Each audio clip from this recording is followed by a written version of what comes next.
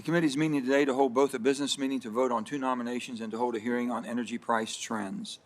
The purpose of the business meeting is to vote on 2 nominations that were on the agenda of our November the 2nd business meeting, but were postponed because not all the senators we needed for the vote were present. The 2 nominations are Ms. Laura Daniel Davis to be the Assistant Secretary of the Interior of Land for Land and Minerals Management, and Ms. Sarah Bronin to be the Chair of the Advisory Council on Historic Preservation. Since we still don't have all the senators we need, I propose to recess the business meeting, subject to the call of the chair. We will then proceed to the hearing and reconvene the business meeting to consider the 2 nominations on Thursday morning at 10 o'clock as part of the legislative business meeting already scheduled for that time. We will consider the 2 nominations on today's agenda along with the bills on Thursday's legislative agenda. Is there any objections to proceeding in that fashion? If not, that will be in order. Now I'll turn to the hearing that brings us together today. The topic of this hearing is very timely with the rising energy prices, really the rising on all commodities in the American market, if you will. We're seeing right now across the country and around the globe. Prices are rapidly rising across gasoline, diesel, heating oil, natural gas, electricity, and even coal, and everything else in between, whether it be food and appliances and cars and everything else that we're seeing, and clothing. We're not on those subjects, so we're not in charge of that. This is in stark contrast to the prices that bottomed out during the pandemic as economies around the globe slowed. But now, as our economies are rebounding, we're seeing soaring gasoline prices, and heating bills are expected to go up to 10, 20, and 30, or even 40% in the coming months, according to the Energy Information Administration's winter outlook. This is impacting all of our constituents. In fact, the Consumer Price Index for energy has increased by 30% over the last 12 months. Affordable, reliable, and dependable energy is part of what made us a superpower, and it's critical that we maintain that and keep these prices under control. Internationally, the worst crunch is in Europe and Asia. This fall, we've seen the demand for natural gas, coal, and crude oil surge across global markets, leading to higher electricity prices in Europe and Asia. This has led to curbs on electricity use in China, protests in Spain, and bankruptcies of some small power companies and shuttering of power-intensive factories in the UK. In China, it's been recently reported that coal production was rapidly expanded in an attempt to meet electricity needs, with a new slogan of "Guarantee the Supply." The energy supply crunch and high prices are of concern since global economies are increasingly dependent on our U.S. supplies, primarily natural gas, and we're not as insulated from global prices as we once were. We've seen our natural gas prices increase to over $5 per million BTU, their highest level in 7 years. That's a fraction of what they're paying in Europe, but it's still a big increase for us in the U.S. I understand that there are a number of factors contributing to the situation, but a primary cause in the demand is generated from a rapidly recovering economy is outpacing primary energy production, especially with respect to natural gas. I hope we will have ample discussion on how long can we expect this imbalance to last and what policies are key to ensuring that we do not see energy prices as high as Europe and Asia. The recent price trends show how global energy markets are becoming increasingly interconnected, correlating domestic prices with global demand to a higher degree than we've seen in the past. Fuels for dispatchable power in Europe and Asia have been in high demand, resulting in record exports of U.S. coal and natural gas. In particular, high natural gas prices of over $30 per million BTU in Europe have made it a lucrative market for U.S. producers. Our LNG exports in October increased to about 9.8 billion cubic feet per day, about 9% of domestic production, and it's expected that exports are set to increase even further this winter. U.S. coal exports to serve Asian markets, and in particular China, have followed a similar trend, and I can tell you, the coal market in West Virginia has never been hotter. They cannot produce enough coal for the demand in the world. U.S. coal exports in the second quarter of this year jumped to 20.6 million tons, a more than 50% increase from the same time frame last year. These record numbers are positive for American producers and for our economy, but come with negative implications for the global climate and for consumers paying higher prices to stay warm this winter. Another huge concern is the 60% increase from last year that American consumers are paying at the pump for gasoline. Each one of us hear about it every day. Crude oil prices, which are the main driver of gasoline prices, have rebounded significantly following their collapse in the midst of a pandemic from negative $36 per barrel in April of last year to over $80. Oil producers ramped down their operations following the collapse in oil prices, and production levels still aren't matching rebounding demand. Domestic refiners continue to be dependent on imported heavy crude oil, keeping our prices linked to organizations like OPEC, who don't always have our best interests in mind. These raises reliability and geopolitical concerns and underscores the need for pipelines that can bring crude oil and related products to our domestic refiners from all allies like Canada. In closing, I think this committee has a responsibility to tackle these complex issues that will inform the solutions we produce to promote energy security, independence, ensure energy affordability and reliability for customers, while also achieving our decarbonization goals. I look forward to hearing from each of you on the outlook of energy markets and prices that we will use to inform our policy decisions going forward. And with that, I'm going to turn it over to Senator Barrasso for his opening statement. Well, thanks so much, Mr. Chairman. Thank you for holding today's very important hearing. It comes at a critically important time for our nation. American families are facing the highest inflation rate in over 30 years. This is the Wall Street Journal last Thursday. Inflation rate of 6.2% marks a 31-year high. So, not to be outdone by the Wall Street Journal, the New York Times today. Who's to blame for rising prices? President Joe Biden. Right there, the New York Times today saying it. That means Americans, through no fault of their own, have significantly less spending power than they did last year. It also means that American families must work harder to stretch the value of their dollar. While inflation hurts all of us, it hits low and middle and fixed income Americans the hardest. Americans are also facing significantly higher energy prices. Since January, the average price of a gallon of gasoline has increased by over $1. Here's the chart since January. Since President Biden took office, gasoline prices up over $1 a gallon. It's about 43% higher since the president took office. In addition, Americans are expected dramatically higher bills to pay to heat and power their homes this winter. According to the Department of Energy, American families, depending on where they live, will pay between 22 and 94% more for natural gas, for propane, and for home heating oil this winter. Higher energy prices hurt low, middle, and fixed-income Americans the most.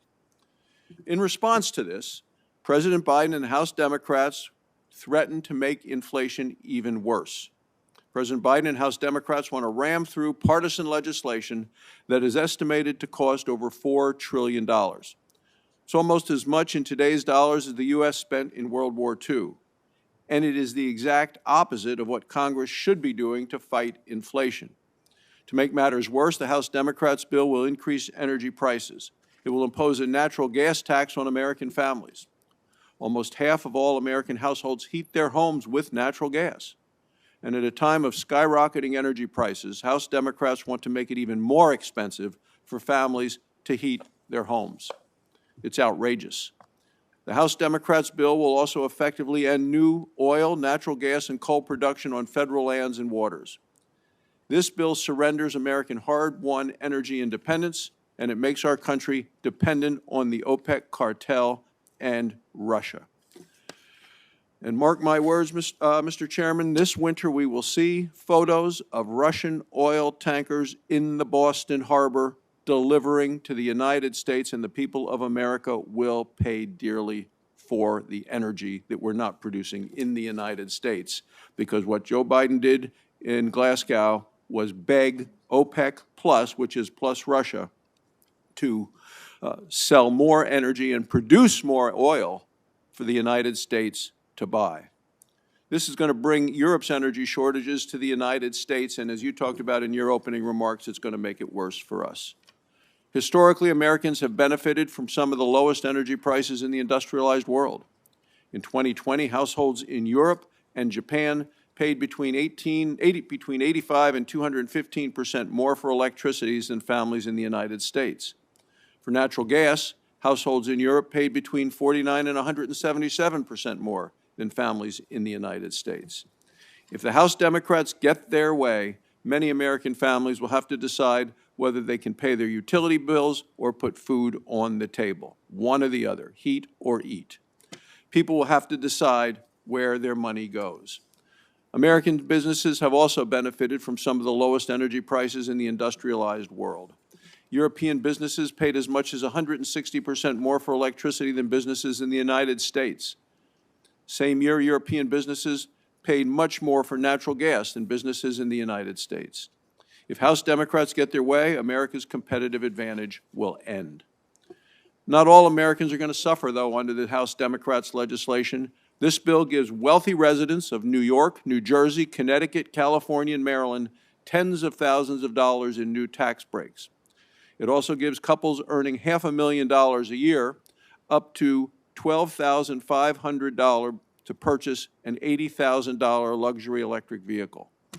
Now, $4,500 of this $12,500 of this tax break is only available for electric vehicles made at unionized factories.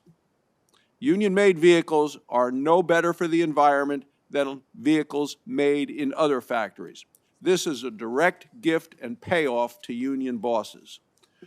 For the vast majority of Americans, the House Democrats' bill means more inflation, higher energy costs, and fewer jobs.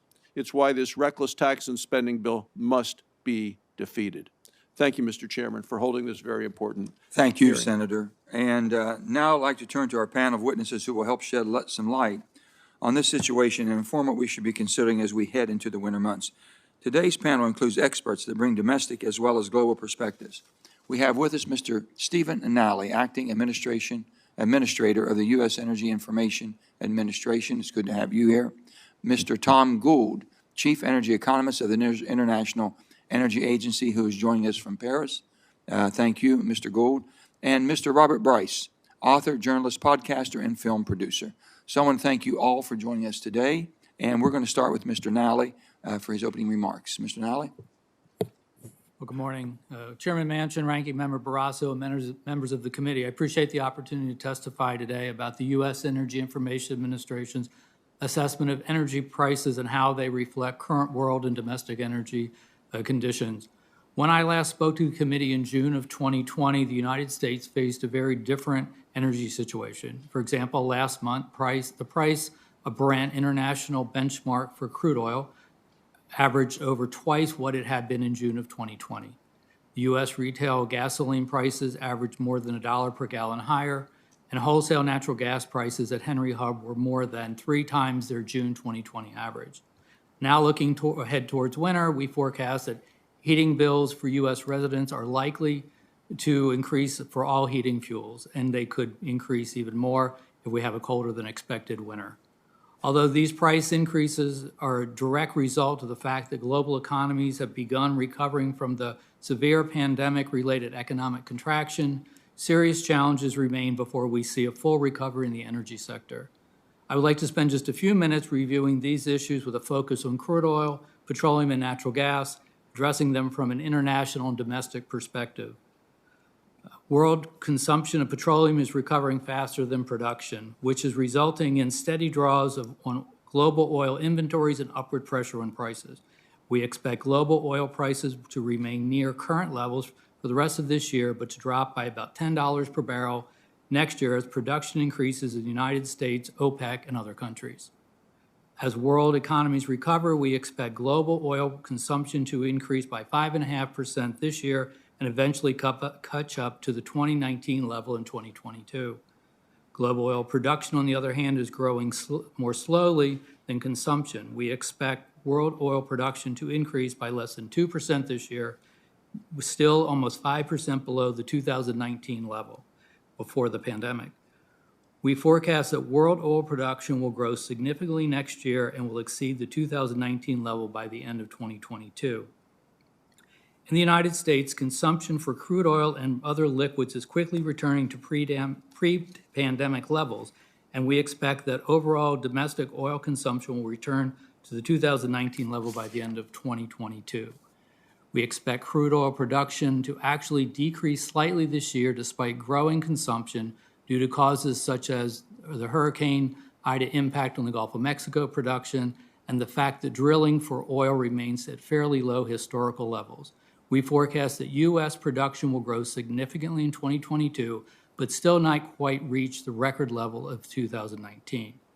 This month, U.S. gasoline and diesel pump prices are the highest we've seen since mid-2014, driven primarily by high crude oil prices. As oil prices begin to decrease, we expect gasoline prices will drop to closer to $3 per gallon at the end of this year and continue to gradually decline throughout 2022. Diesel prices should follow a similar trend. Natural gas markets are working through a similar return to pre-pandemic conditions. We expect prices will remain at current levels through the winter and then begin dropping in 2022. Anxiety about cold winter weather is likely to be the major contributing factor to high and volatile wholesale natural gas prices throughout the winter. Tight Asian and European natural gas markets are resulting in the maximum possible U.S. LNG exports. International LNG prices are close to the record highs in Northern Asia and Europe, and we forecast that U.S. LNG exports will increase 50% in 2021, and they will continue to increase throughout the winter months, effectively filling LNG capacity. U.S. consumption of natural gas set an annual record in 2019 just before the pandemic. We see essentially flat natural gas consumption in 2020 and 2021 as reduced use of natural gas for electric power generation offsets steady growth in residential, commercial, and industrial use. U.S. gas inventories began the summer at low levels, but ended October only 3% below the previous 5-year average, which was a favorable development going into the winter. U.S. natural gas production decreased slightly in 2020 after reaching record levels in 2019. We expect to see production growth by more than 2% this year and another 4% in 2022.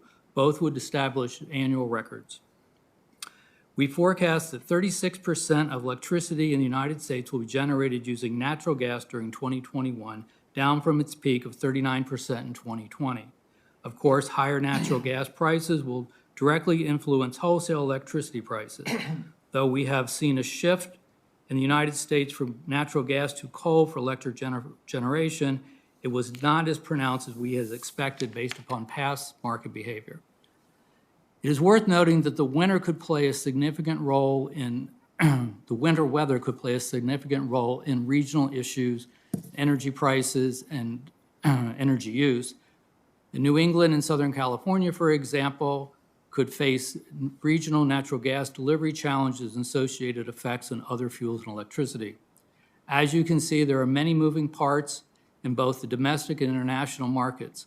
Much of what I have presented here today comes from our short-term energy outlook, which was the November outlook, and it's updated each month to represent our latest thinking about current energy issues.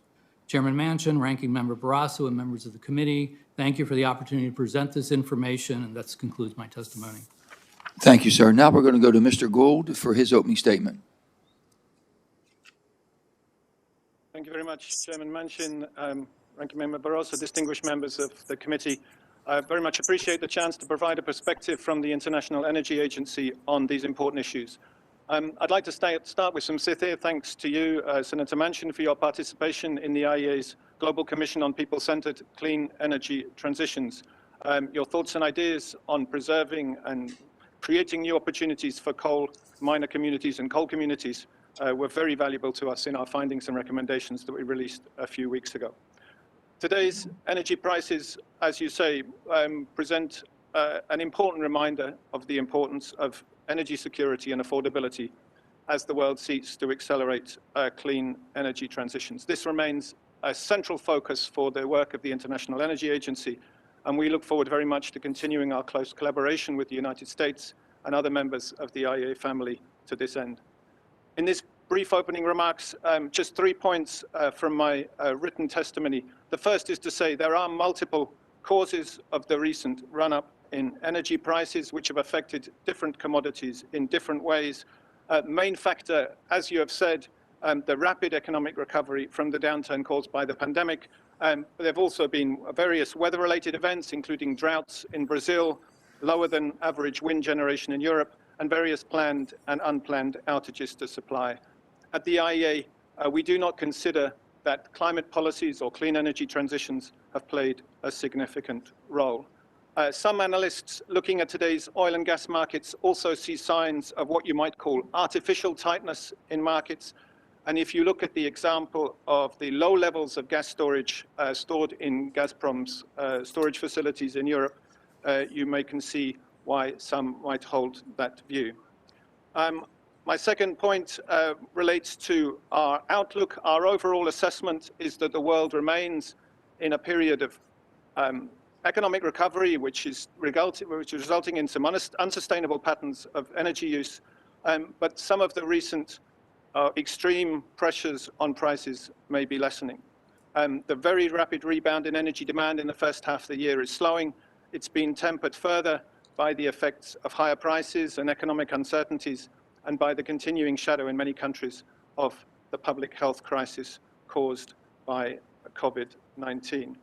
However, my final point relates to some risks that we see for the future, the risk of further turbulence ahead in global energy markets. In our new IEA World Energy Outlook, we say this quite bluntly, the world is not investing enough to meet its future needs in a sustainable and orderly way. Investment in oil and gas has come down quite sharply in recent years as a result of two price falls in 2014, 2015, and again last year. But worldwide investment in clean energy transitions has not risen fast enough to pick up the slack and to put us on a safer and cleaner pathway. So stepping up investment in a wide range of clean energy technologies and infrastructure is essential in our view if we are to meet tomorrow's energy demand while also bringing down emissions. This will bring enormous opportunities for growth and employment for countries that are well positioned in this new energy economy, and we consider that the United States is exceptionally well positioned, both because of its industrial potential, but also the huge scientific and innovation that the United States brings to the picture. So there are these enormous opportunities for growth and employment. However, our message today is that this acceleration in energy transitions needs to happen quickly, or we see a looming risk of renewed volatility in the coming years. Mr. Chairman, thank you for the opportunity to make these opening remarks. Of course, I look forward very much to answering any questions that you might have or the distinguished members of the committee. Thank you very much indeed. Thank you, Mr. Gould. And now we're going to hear from Mr. Bryce.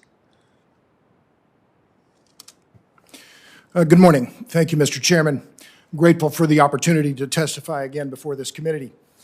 Respectfully, legislators and policymakers in Washington need a big dose of energy realism.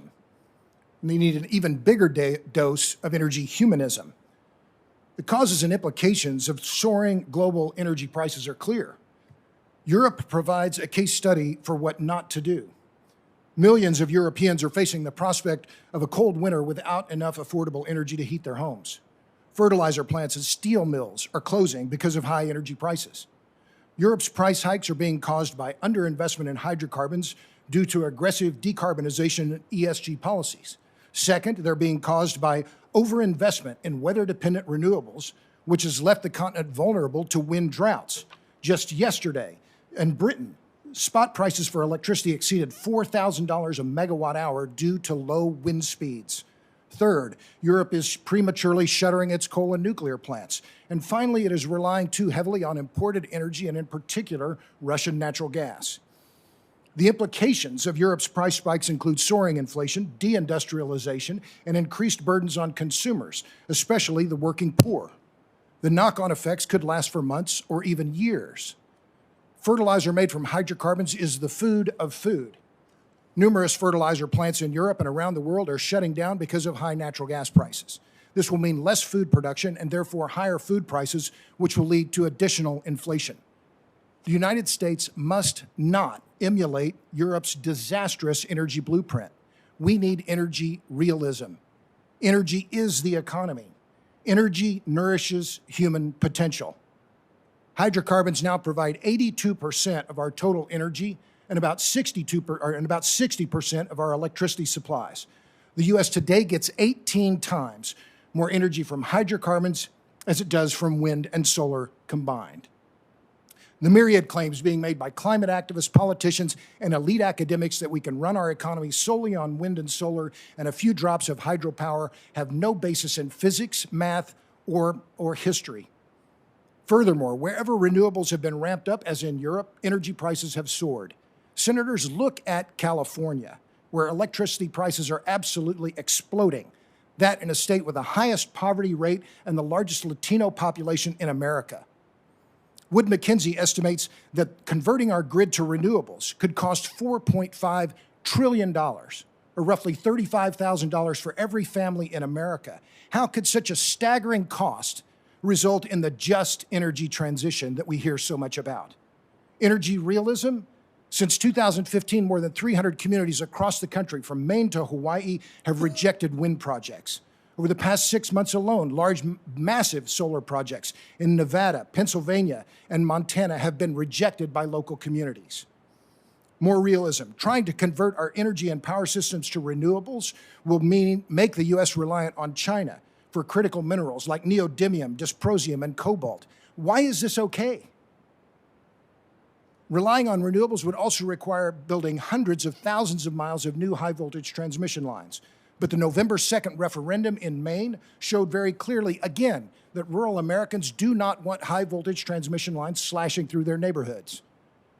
Garroting America's hydrocarbon sector by killing pipelines, banning natural gas, halting drilling on federal lands, electrifying everything, and never-ending tax breaks for big wind and big solar will not solve global climate change.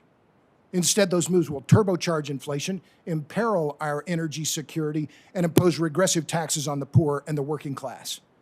Our economy runs on hydrocarbons, and that will be true for decades to come. Staking our economy, as Europe has done, on weather-dependent renewables amounts to unilateral energy disarmament that will hurt us and benefit Russia, China, and OPEC. Who will stand up for rural America and against the landscape-destroying sprawl of wind and solar? Who will speak against the federally subsidized slaughter of our birds and bats by the wind industry? Expensive energy is the enemy of the poor. Who in the Senate will stand up for them? Who in Congress will stand up for the affordability, reliability, and resilience of our electric grid, which is being undermined by this senseless rush to renewables and the premature retirement of our nuclear reactors? Where are the pro-nuclear, pro-energy realists? Where, I must ask you, are the energy humanists? Thank you.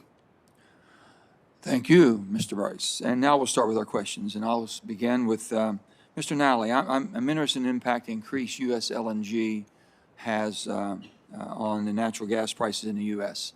I think it's critically important to remain energy independent. We've spoken about that, and we talked about that. And we had an unbelievable find as far as horizontal drilling with the Marcellus, Utica, and my home area of West Virginia, ocean of gas. We found so much more oil and things that we're able to produce that made us energy independent for the first time. So I'm curious to learn from EIA if the data is changing and whether high LNG export prices, because the attraction of the high prices, are we exporting more at the detriment to the American consumer, that we're going to pay a higher price here, so that companies that we allowed to export their products can make a higher profit overseas? Well, thank you. Hit your mic, sir. Sorry about that. It's a great question, of course. A lot of attention on LNG exports and natural gas in the U.S.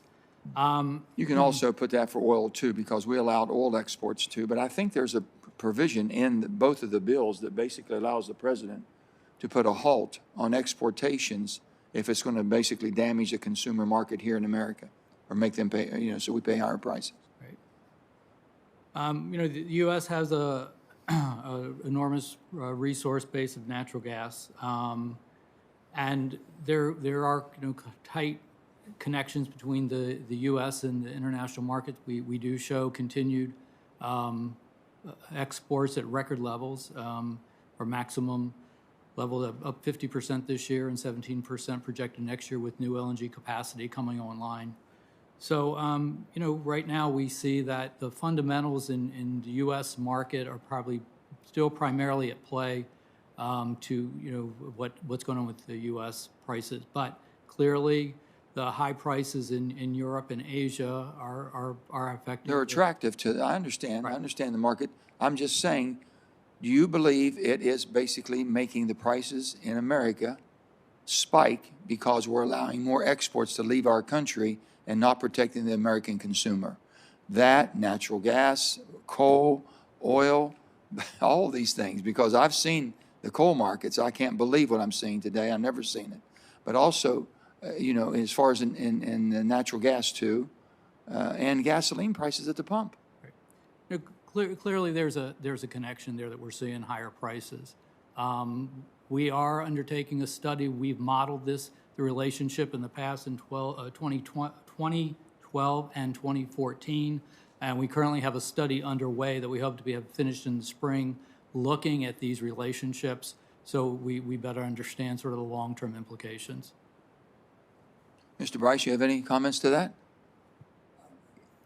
Well, certainly, sir, when you add more demand and for a domestic supply of anything, whether it's corn or soybeans or LNG, you're going to see higher prices. I think I think the question very quickly. Would you recommend that we would curtail our exports to take No, sir. care of the American consumer? No, sir. Do you think the American consumer is getting gouged by a higher percentage of No, export? I believe in free markets and free trade, sir. So, Okay. I mean, if we're going to limit sales of our oil or our gas, are we going to do the same for corn or soybeans or pork bellies? I mean, where does that stop? Got you. Mr. Gould, give it, from the international level, give it to me. I would concur with what's just been said. The U.S. has been a major beneficiary of open international markets, and I continue to believe that over the medium and long term, that would be the case. So all three of you are saying that basically by us continuing our exportation policies that we've had, help stabilize the market, international market, and also does not put extra burden on the American consumer? Or do you recognize that we are putting an extra burden on the American consumer? My response, sir, was we live in a global marketplace. Gotcha. And that U.S. LNG exports are helping reduce carbon emissions in other countries, and I think that's a good thing. Okay. Mr. Nally? No, I mean, clearly the prices are higher right now than they have been for a long time. So it's clearly putting, pressure on residents, industry as well at home with the higher prices. We see that. So clearly it's putting a burden on U.S. businesses and homeowners. And Mr. Gould, if you can tell me on an international basis, do you see any countries that you think are really doing a great job as far as their portfolio of energy and how they produce energy and how they basically distribute energy as far as to their country to stabilize and keep it reliable, if you will, dependable, affordable, and reliable? Which country do you think is doing the best job?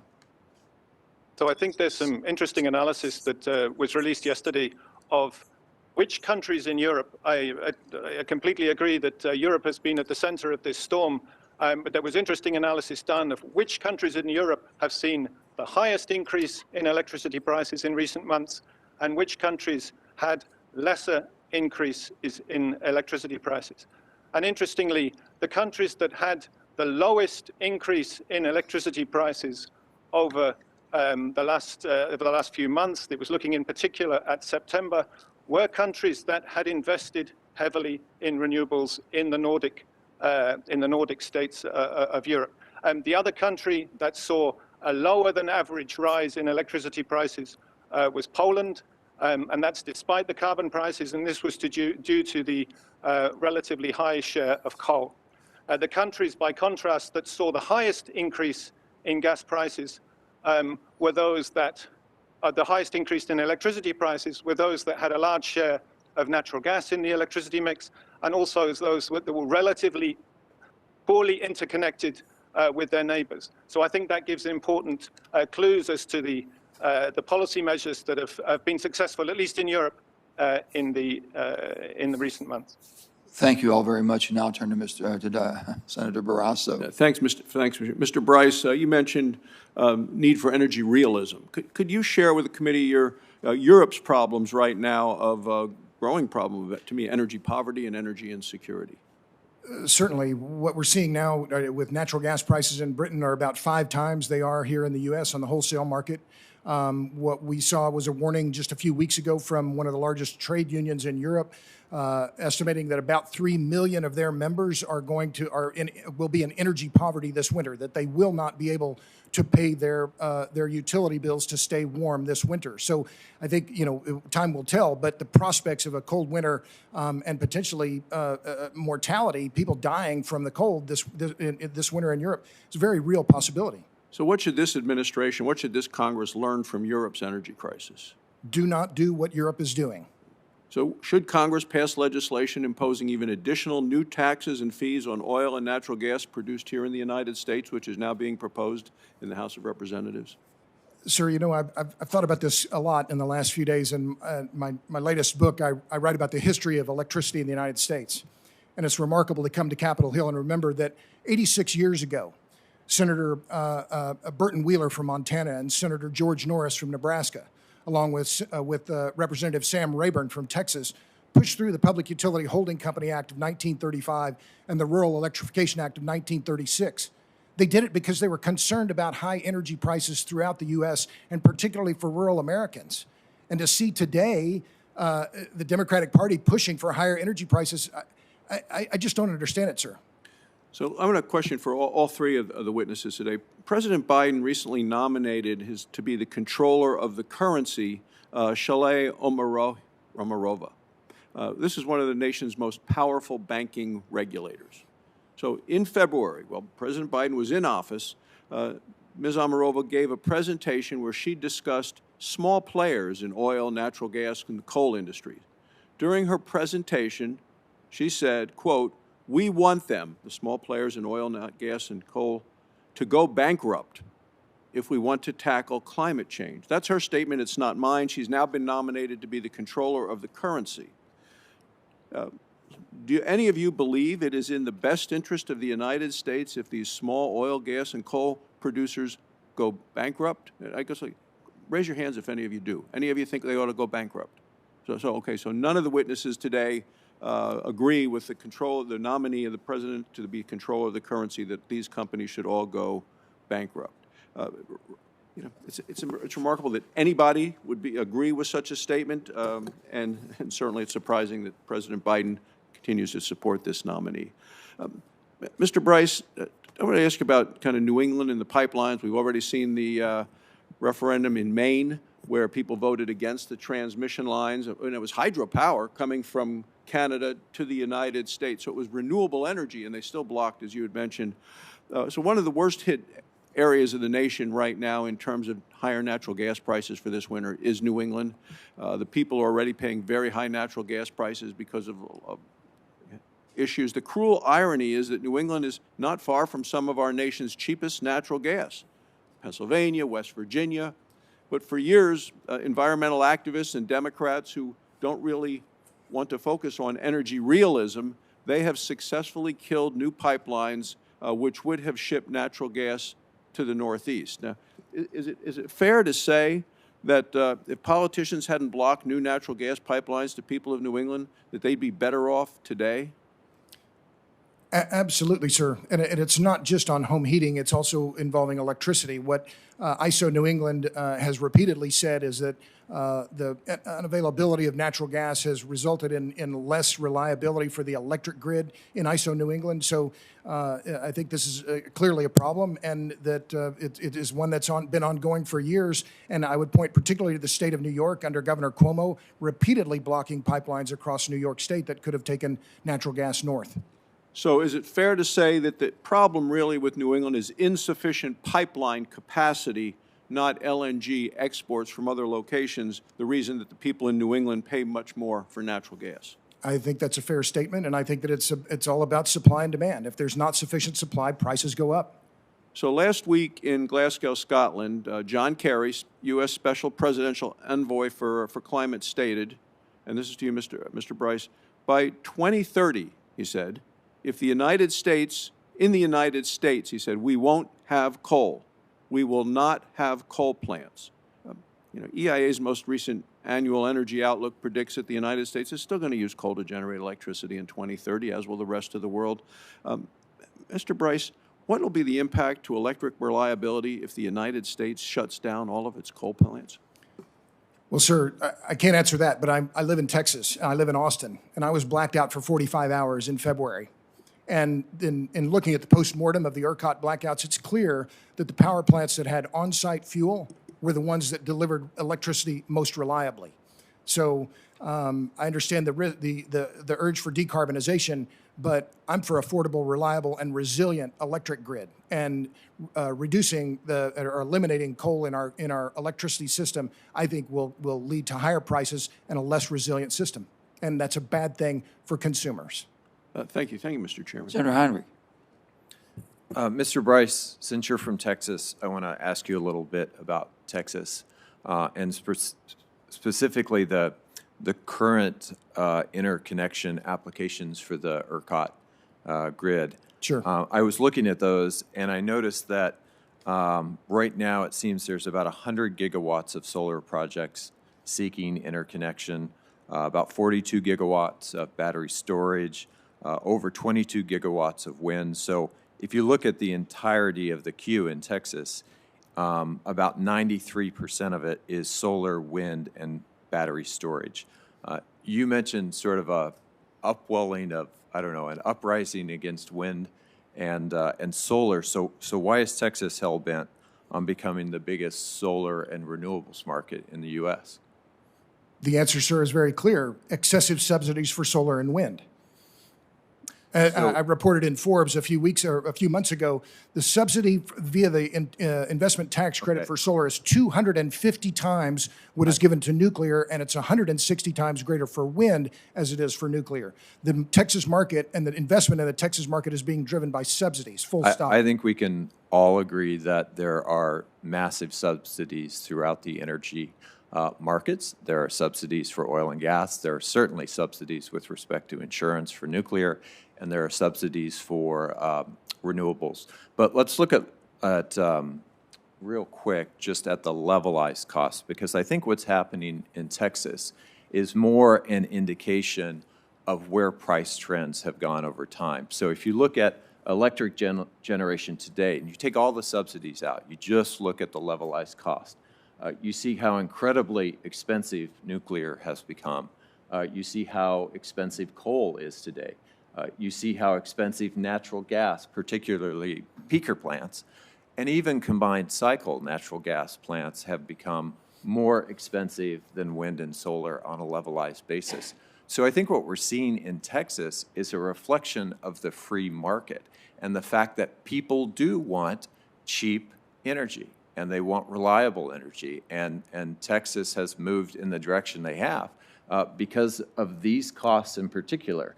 You know, when you have nuclear at a price that is over 3 times what you can get for wind and solar generation, you're going to see migration in the market. Mr. Gould, I want to ask you, obviously we're seeing, escalating prices in volatile commodities, gasoline, diesel, natural gas. You talk a little bit about the role of heat pumps in cushioning customers away from some of those price shocks. But more broadly, isn't it electrification, and specifically electrification reliant on low-cost sources like we've seen in those Nordic countries, that is cushioning some Europeans and not others? Yeah, I would concur with that. Certainly with the part to say that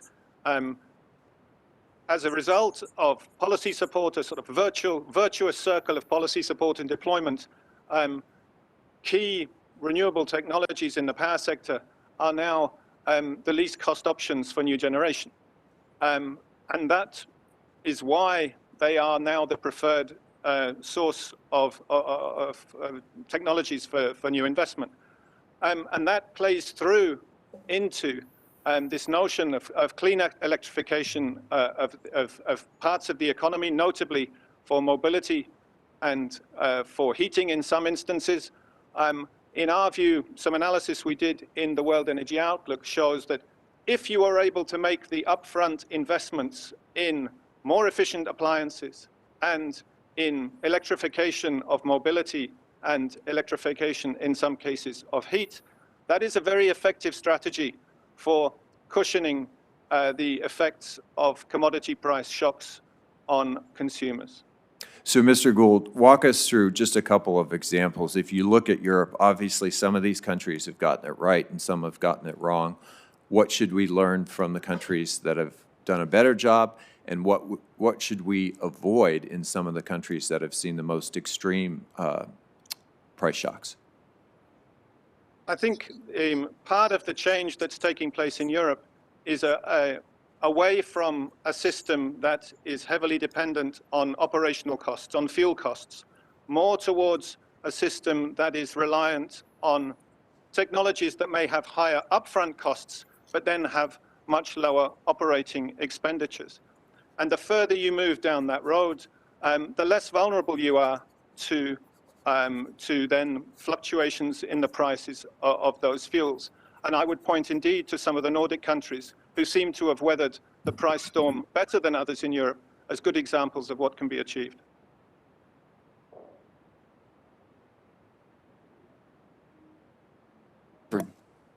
Chairman, thank you. This hearing is dealing with the price that we've seen increases on in gas and natural gas and other fuel sources. Coal has skyrocketed in price. In fact, I would say under this president, the coal industry has done much better under this president based on the dramatic price increase for coal that's actually happening under this administration, the amount of exports and things that are actually happening. So my question is on the cost. I know that, Mr. Nally, you talked specifically about increased consumption worldwide and the production's not keeping up. Typically, in our market system, if consumption increases, production starts accelerating as well. Why is American production not increasing at the rate to be able to keep up with American consumption as well? With the prices like $80 on West Texas Intermediate and $5 a unit for natural gas, you would think that the production would continue to accelerate. Why is it not accelerating? Just to clarify, you mean on crude oil, correct? That's correct. Okay. Well, I think it's a great question. We are pretty early in the recovery, but we're about 93% of where we were in oil production relative to 2019. I think one of the major contributing factors is the economic downturn. A lot of those P&E companies, investors, were hit pretty hard financially. I think they're trying to reposition themselves for the long term. So there's been a lot of written speculation about sort of why they're not coming back into the market quite as quickly. Is the access to capital the same now for companies that deal with fossil fuels as it was in 2019, or is it harder for them to get access to capital now for investment? I don't think it's harder necessarily, to my knowledge. I think it's just that they've trying to rebalance their bank balance sheets, pay off some debt, and then they've got some investment they've got to make in equipment and rigs, bring them back online. I think we are starting to see some increase in production in the Permian in particular. We do forecast that production in the U.S. will dip a little bit this year at 1% and will increase in 2022. But we will not get back to the in the U.S. We will not get back to the 2019 level in next year. There's been some conversation from the administration about releasing oil from the strategic petroleum reserves. What effect would that have on prices in America, short term and long term, at the pump? What would consumers feel? Well, we've done some analysis in the past. We've done some analysis recently. I think a release of SPRO, it can be complicated. We have to know some specifics about how much or when and what the market conditions were, when it would occur, and so forth.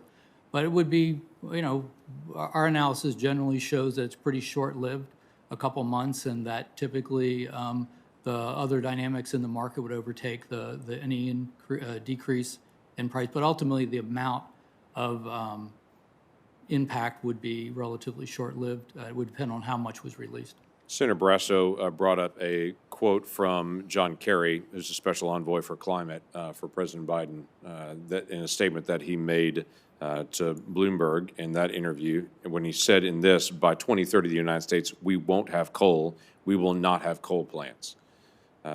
your administration, as your agency, as you're trying to be able to look for the future of energy and trying to provide energy in the United States. By 2031, do you expect us to not have coal plants in America? No, we show, if we look at our AEO 2020, last year's AEO that we put out, we show coal reducing about 1% per year out through 2050. I think in 2050, we show it being roughly 75% of what it is currently. There was some conversation earlier about the export of natural gas. So I was interested by that dialogue, that if we just cut off the export of natural gas, then will that solve price issues in the United States? Looking at the total market and the investment that's happening, you have different pipelines, you have different companies that are coming in place, you have drilling operations that are going after natural gas to provide to the domestic market or the international market. The infrastructure itself is being built up to be able to provide for the international market. If all of that investment went away, that we weren't investing for the international market and for the domestic market, what would happen to domestic prices? Well, if you stop exporting LNG, would certainly put a surplus or extra supply in the U.S. market. Prices would drop in the U.S. market. I think internationally they would skyrocket, and I think lower prices in the U.S. would probably discourage more production. I think that would discourage more investment in the future, that you'd have less capital going into developing for the future.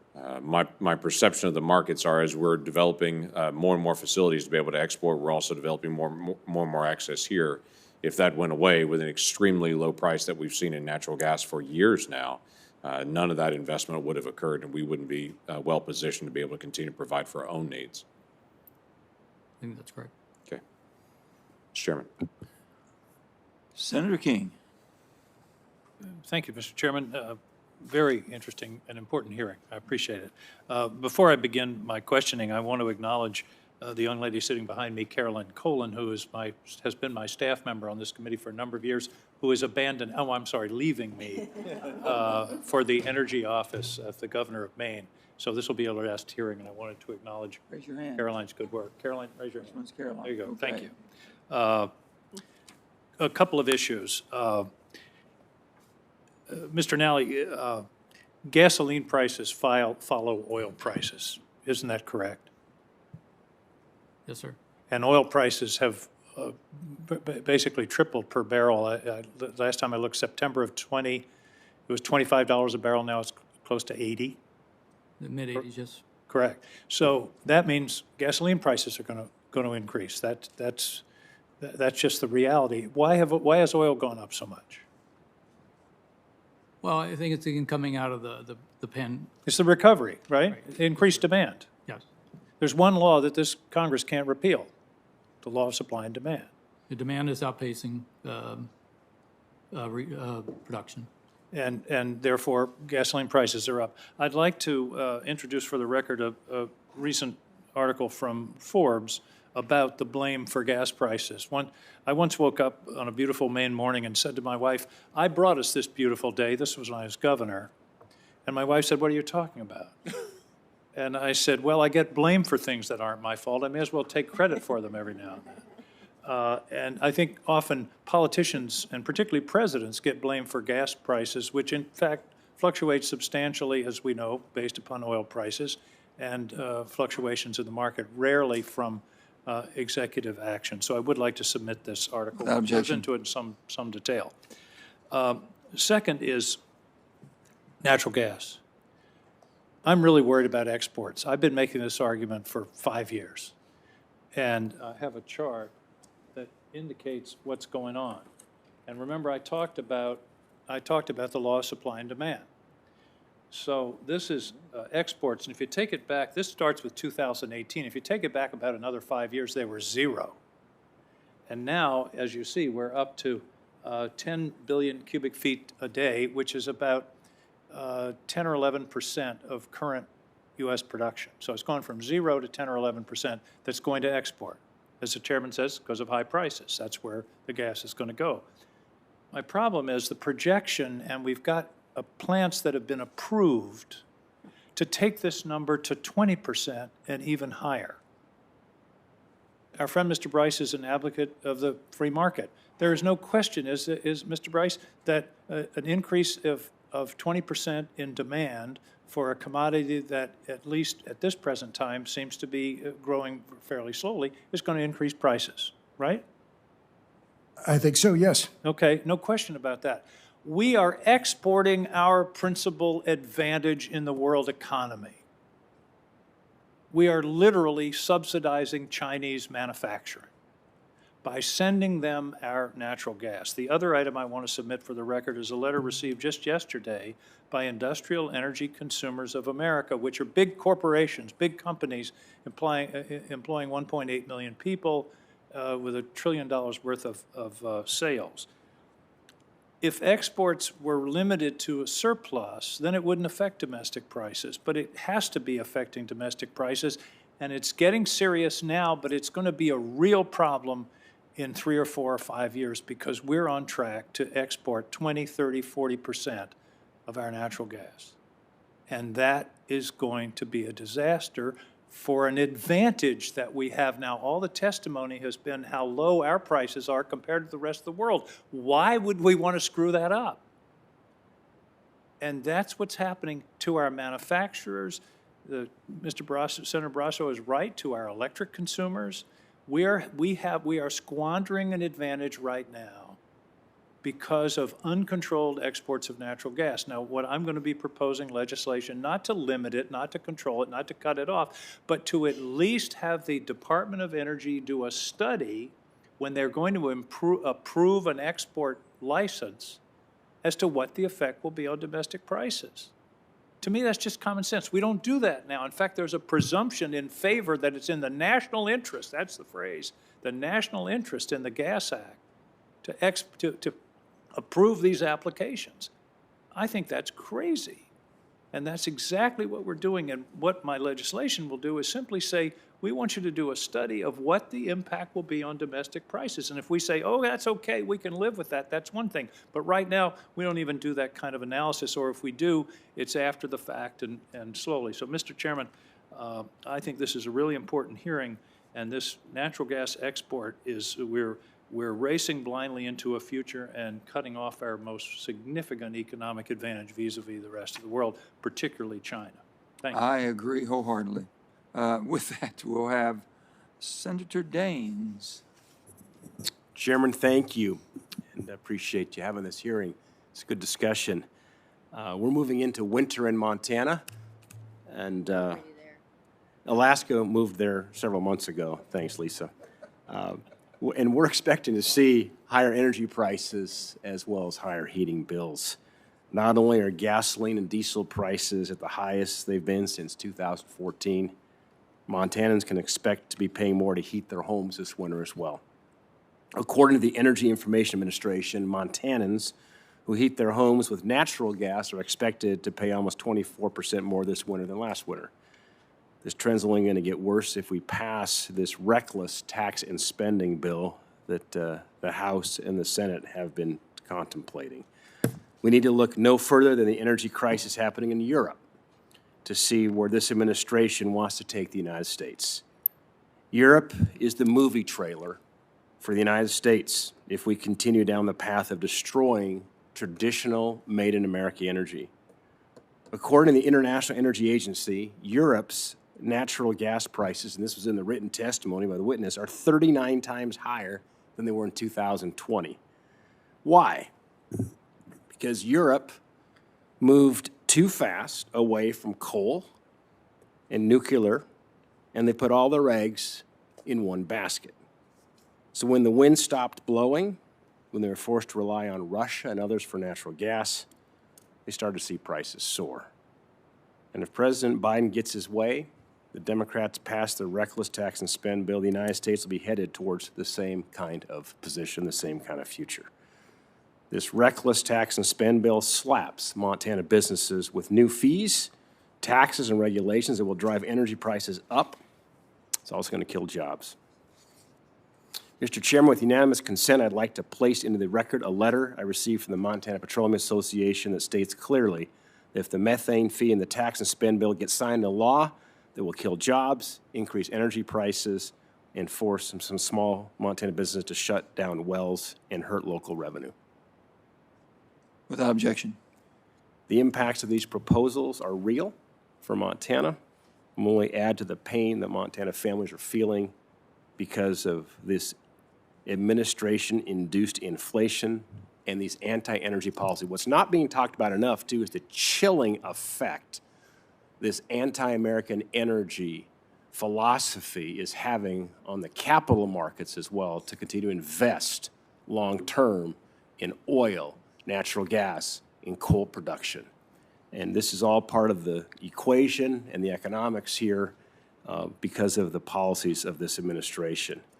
Mr. Bryce, the Democrats' tax and spend bill includes dozens of provisions that will harm domestic oil and gas production, including higher royalties, a new methane fee, and more. Do you believe that these provisions will result in higher energy costs and less domestic energy production? I think there's no doubt, sir, that if you constrain domestic supply, domestic production, you're going to have to rely more on foreign markets. And I'm 61 years old. For nearly my entire life, Congress and policymakers on Capitol Hill have been talking about the perils of imported energy.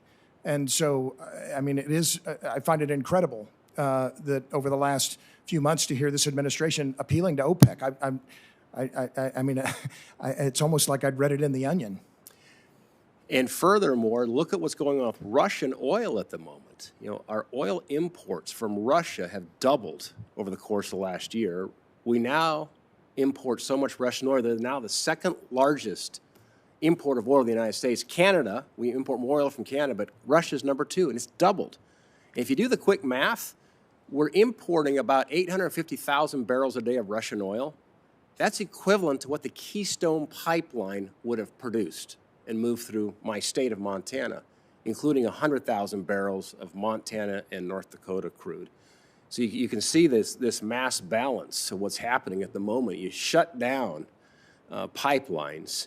You've got to make up this difference. Now, clearly the pipeline's not built yet, but you play for the future here long term, and we're only creating more dependencies on adversaries like Venezuela, Russia, as well as the Middle East for our oil. I'd rather get more from Alaska, from my colleague here that sits to my left. Mr. Bryce, today I'm introducing the Supporting Made in America Renewable and Traditional Energy Act. We call it the Smart Energy Act. This bill bolsters U.S. oil and gas as well as renewable energy production on public lands and public waters. I strongly believe the U.S. needs to ensure an all-of-the-above energy portfolio. I don't think you see a single person here on the Republican side who's opposed to renewable energy. We just want to see a balanced portfolio so we don't end up where Europe has ended up at the moment. Cannot go back to the days of over-dependence on foreign countries for our energy. Do you agree the U.S. should increase Made in America energy, including renewable and traditional energy sources? I believe so, sir. I mean, this is something that has been a thesis that policymakers on Capitol Hill have been talking about since 1973. The International Energy Agency was formed after the oil crisis of 1973, focused on energy security. So, absolutely, I think that. But I will add that what I have seen in Texas, and I know Senator Heinrich has left the dais, this idea of levelized cost of energy does not include the dispatchability of renewables. And I do live in Texas. I'm from Oklahoma, and proudly so.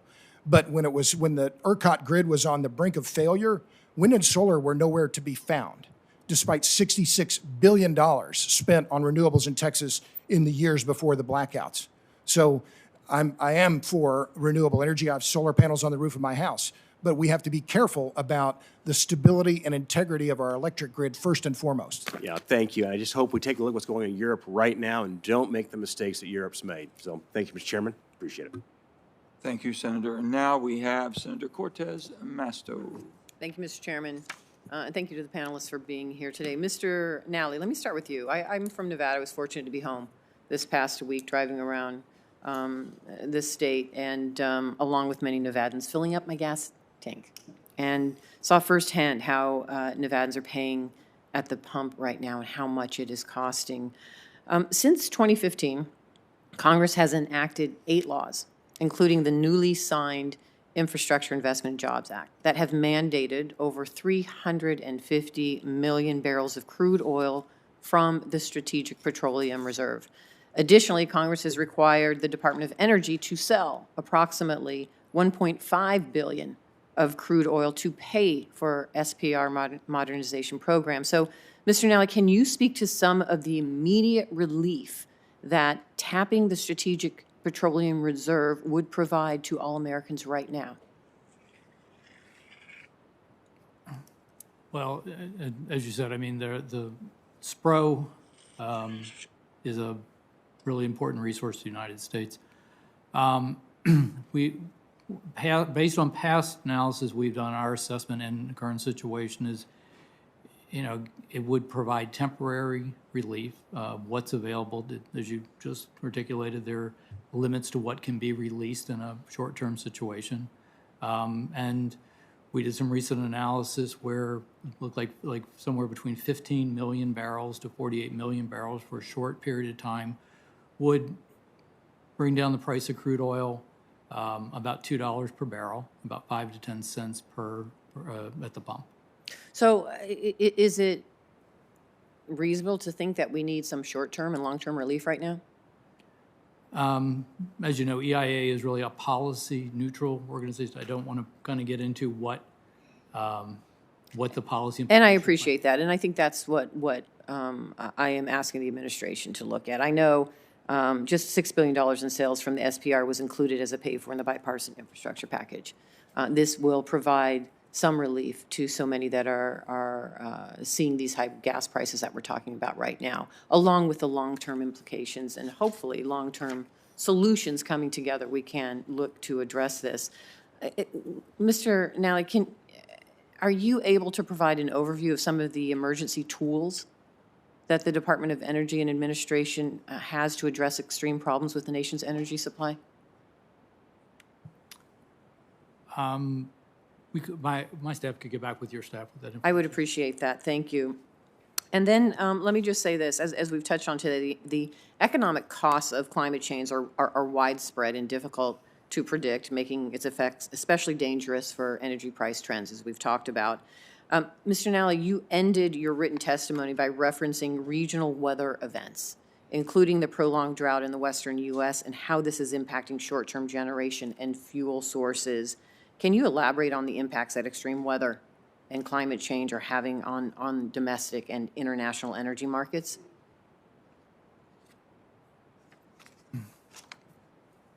I don't know that I can offer you a whole lot, but I mean, there certainly have been situations, as with hurricanes, Hurricane Ida, for example, that came through the Gulf of Mexico and knocked production offline for an extended period of time, Texas freeze that happened.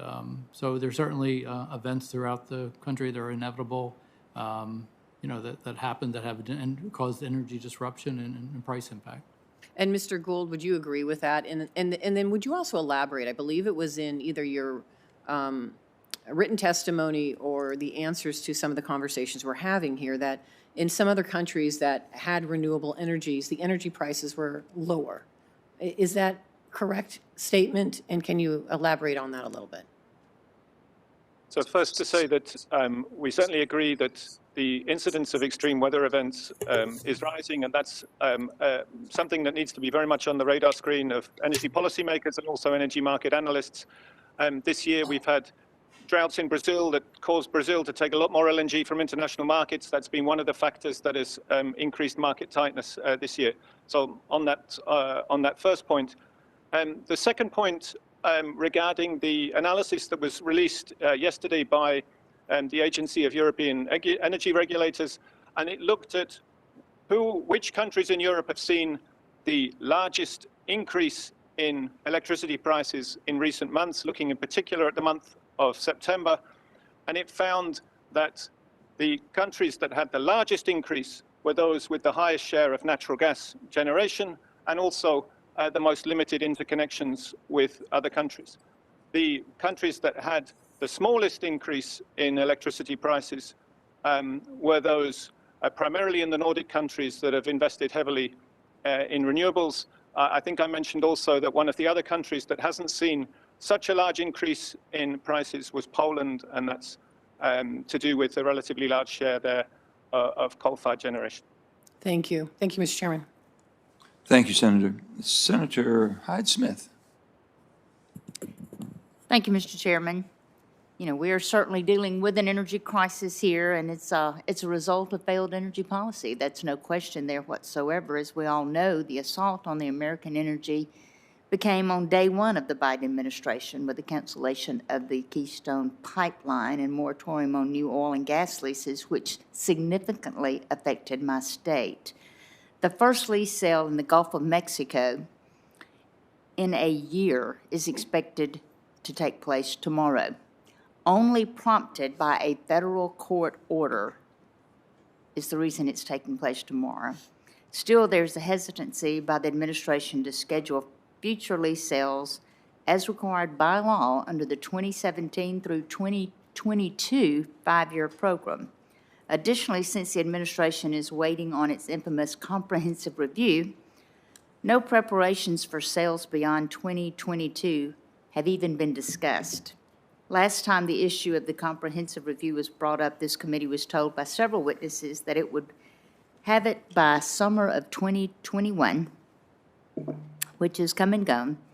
We still have no clear answer as to why this review will finally, when this review will finally come to light. We're only a few weeks away from 2022 with no preparations for future lease sales.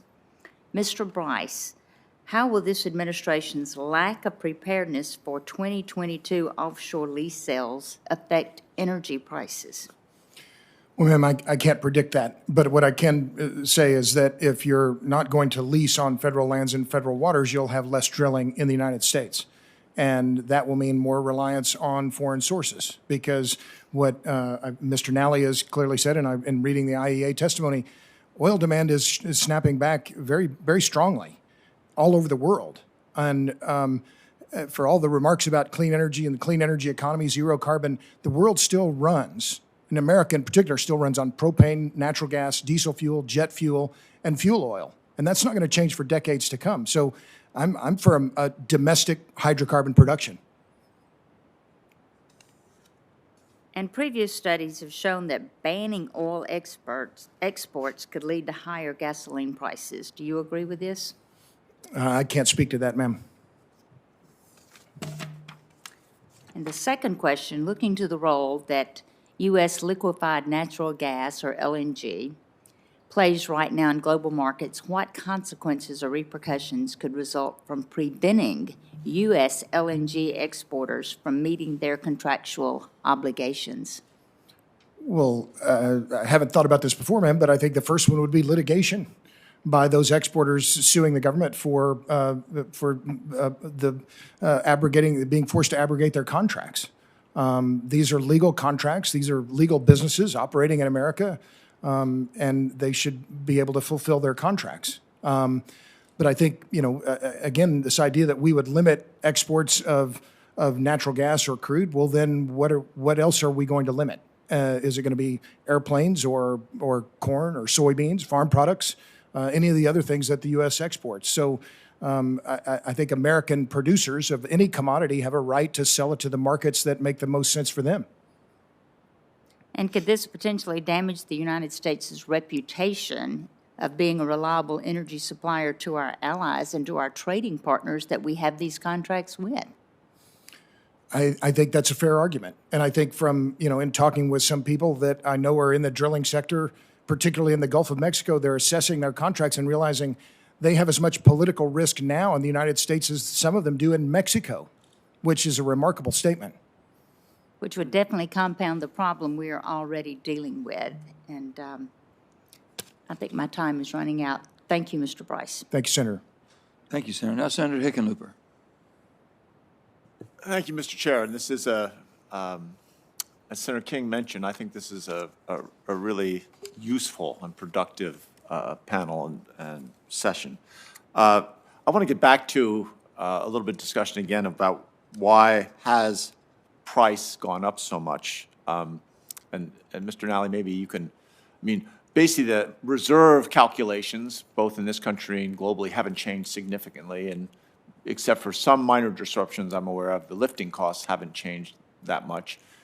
Is it's some function of during the pandemic shutdown that the the supply chains basically got somehow, their dormancy made them less sufficient, less resilient? Is that fair to say? I'm sorry, I'm not quite sure. I'm just, I find it perplexing to see why we have seen such large swings in the price of crude oil when reserves, lifting costs, all the basic calculations that generally go towards price of most of our products in the world seem to indicate that we are still in a commodity that is where price is often dictated by producers that aren't dependent on on the price at maintaining a certain price for a certain period of time. Some are, but many aren't. Right, I mean, I think the biggest swing in price is just simply the demand came back quicker than production, so that's really driven up the price substantially. And we forecast that demand will reach the pre-pandemic level in 2022, but production won't catch up. We see world oil balancing later in 2022, but until the production catches up with the demand, that's why we see elevated prices. Right. I guess my question is really why is it taking so long for production to catch up? Why isn't there more resiliency in the system, and how could we build more resiliency in the system is the question I want to get to. Well, we're showing that, global production will come back in 2022, and most of it's coming from about 40%, 50% from OPEC. There'll be an increase from Canada.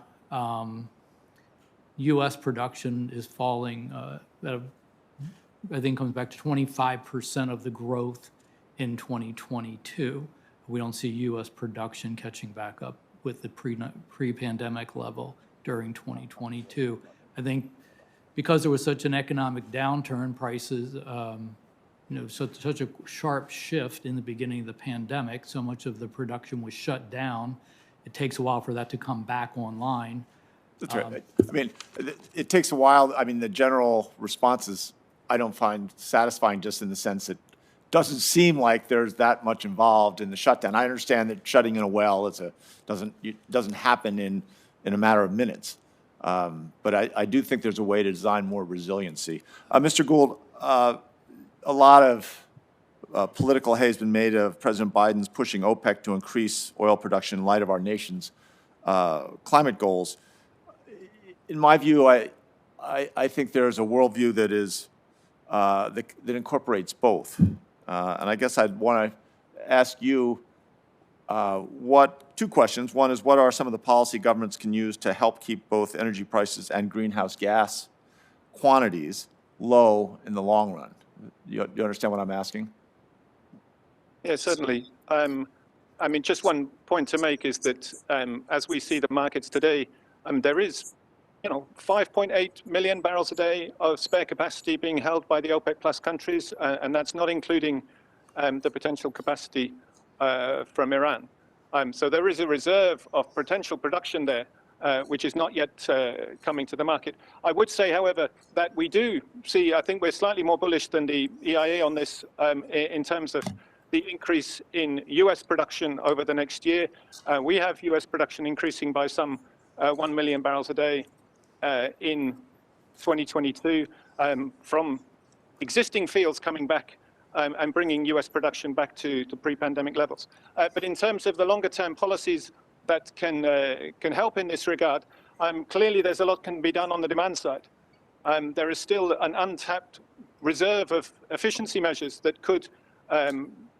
would certainly help in bringing in curbing growth, or even bringing down liquids demand or oil demand around the world. And there are alternative fuels, there are alternative technologies, particularly in the passenger transport sphere, that can also be very valuable, as the US and other countries are indeed showing.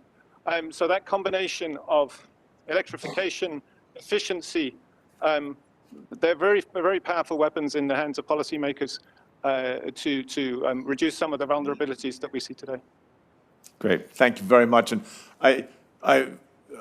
can't tell you how, I've got more questions that I will submit to you all in writing, but Mr. Bryce, at some point I will chase you guys down just because I think you have so much of the information that we need in our decision-making over the next months. Mr. Chair.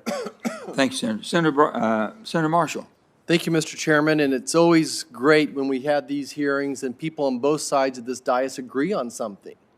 And I think that everybody in this room agrees that lowering the supply of energy increases the price. Lowering the supply of energy increases the price. So the question is, then why is the supply of energy decreasing, right? That should be the question we're talking about. Why is the supply of energy decreasing across this nation? So as I talk to people back home, I grew up in one of the richest oil counties in the world, supplying the largest amount of oil in World War I from Butler County, Kansas. Where I grew up now is agriculture and oil and agriculture. This is an industry I follow every day. I'm inundated with people that have been in this business for 30, 40, 60 years and can't get financing now. Good, stable businesses. And you know why? It's the ESG rules, right? Mr. Nally, would you agree with me that if people are struggling to get financing to drill new wells, that it's going to decrease the supply of energy? Well, yeah, I would agree that if there's less drilling, there's less supply, yes. If there's less financing, it's hard to drill. Would you agree with me as stopping drilling on federal lands or stopping drilling in waters in the ocean, that if we make it harder for that to happen because of federal policy, that would decrease the supply of oil and natural gas? Yes. Okay. And then would you agree with me if there were less pipelines available to ship gas, natural gas or oil from Canada or from Alaska to the mainland, that would decrease the supply of energy? Yes. Yes, and you would agree with me that the policies of this White House have made all those instances true, that what I just said, the policies, more ESG, making it harder to get financing, stopping drilling on federal lands, shutting down pipelines would decrease the supply of energy. Rhetorical question. The answer is, of course, yes. Okay.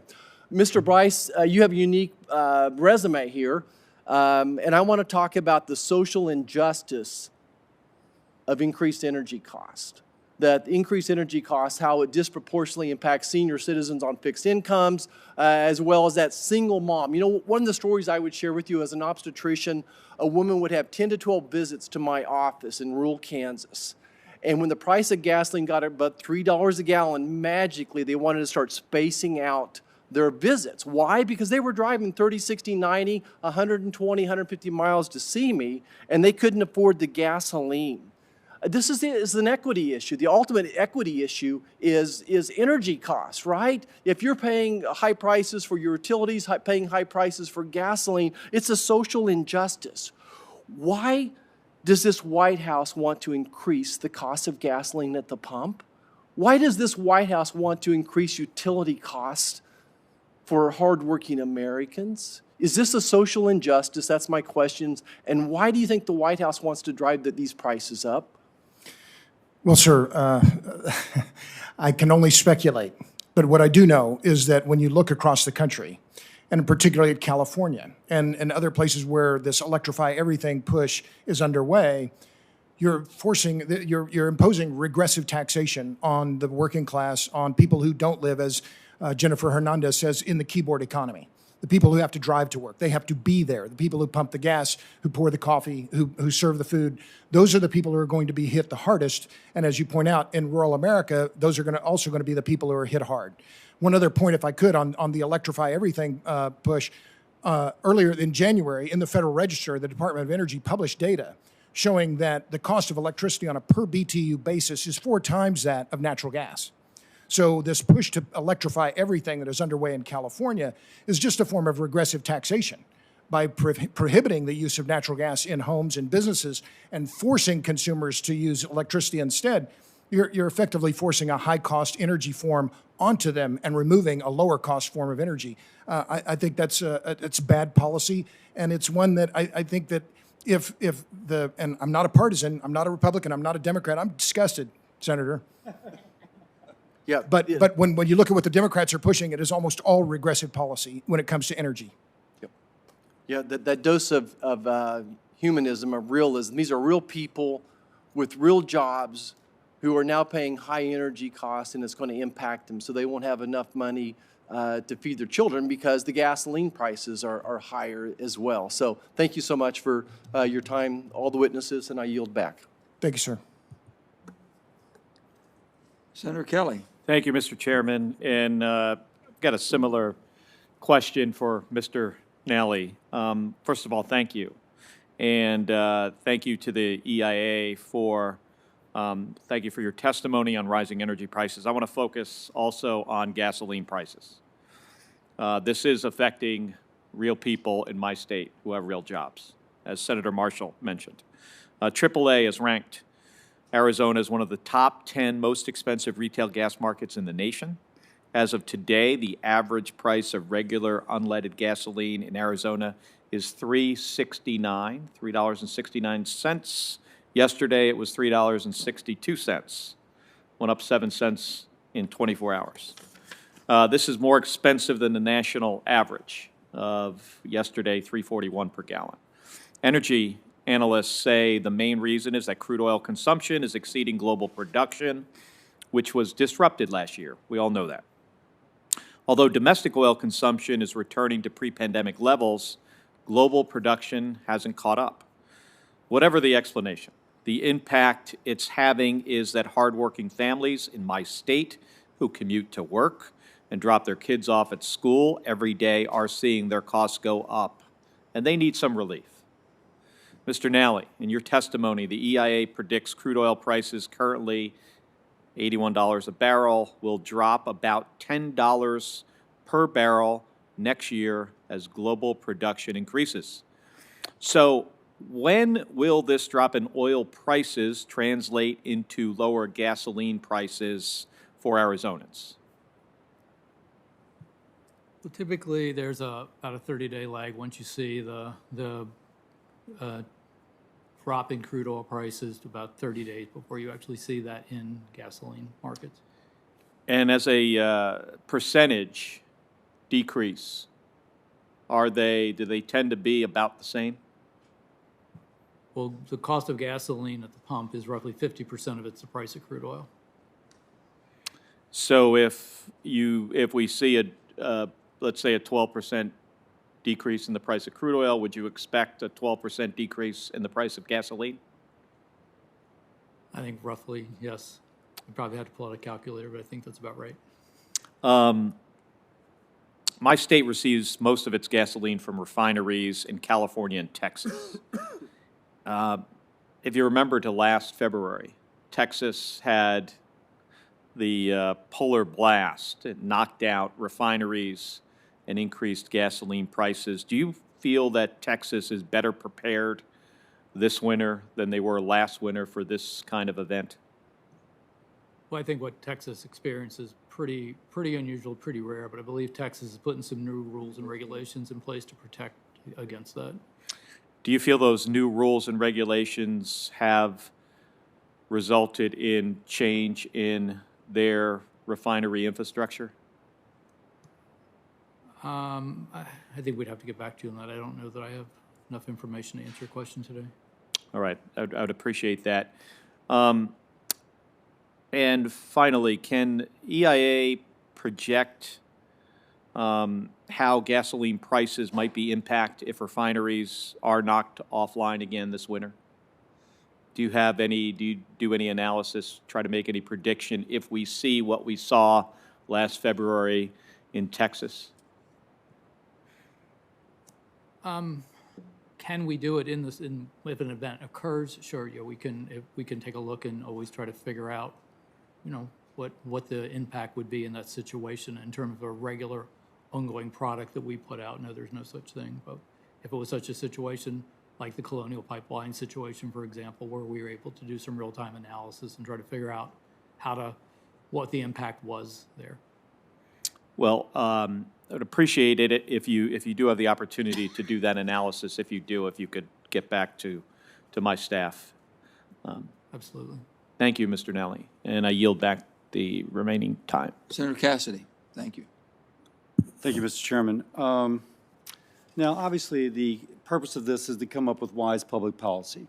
Thank you very much for your testimony.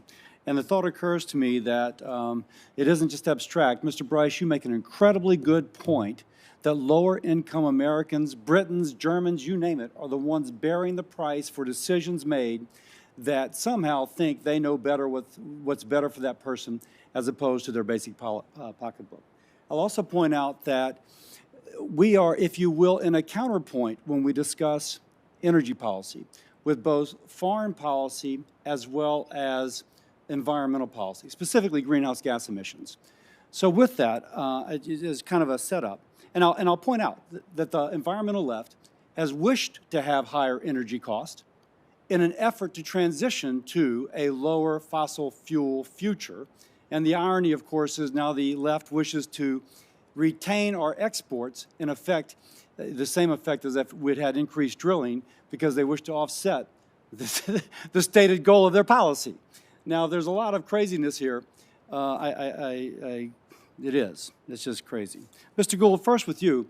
Mr. Gould, I think you're conflating when you say the Nordic countries have invested more in renewables and therefore have more stable electrical prices. I think what you really mean is that they are using hydropower.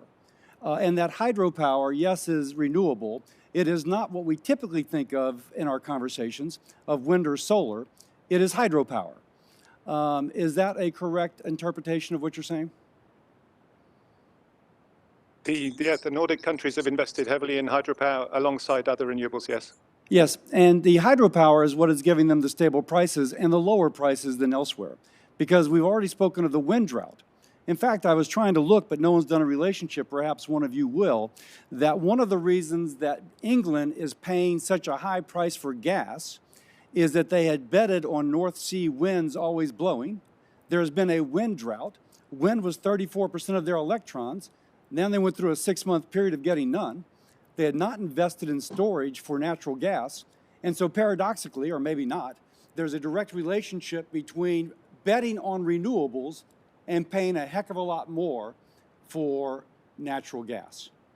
Now, this is just kind of short-sighted policy that is both bad for the consumer, but it's also bad for international global greenhouse gas emissions, because now they and others are burning more coal.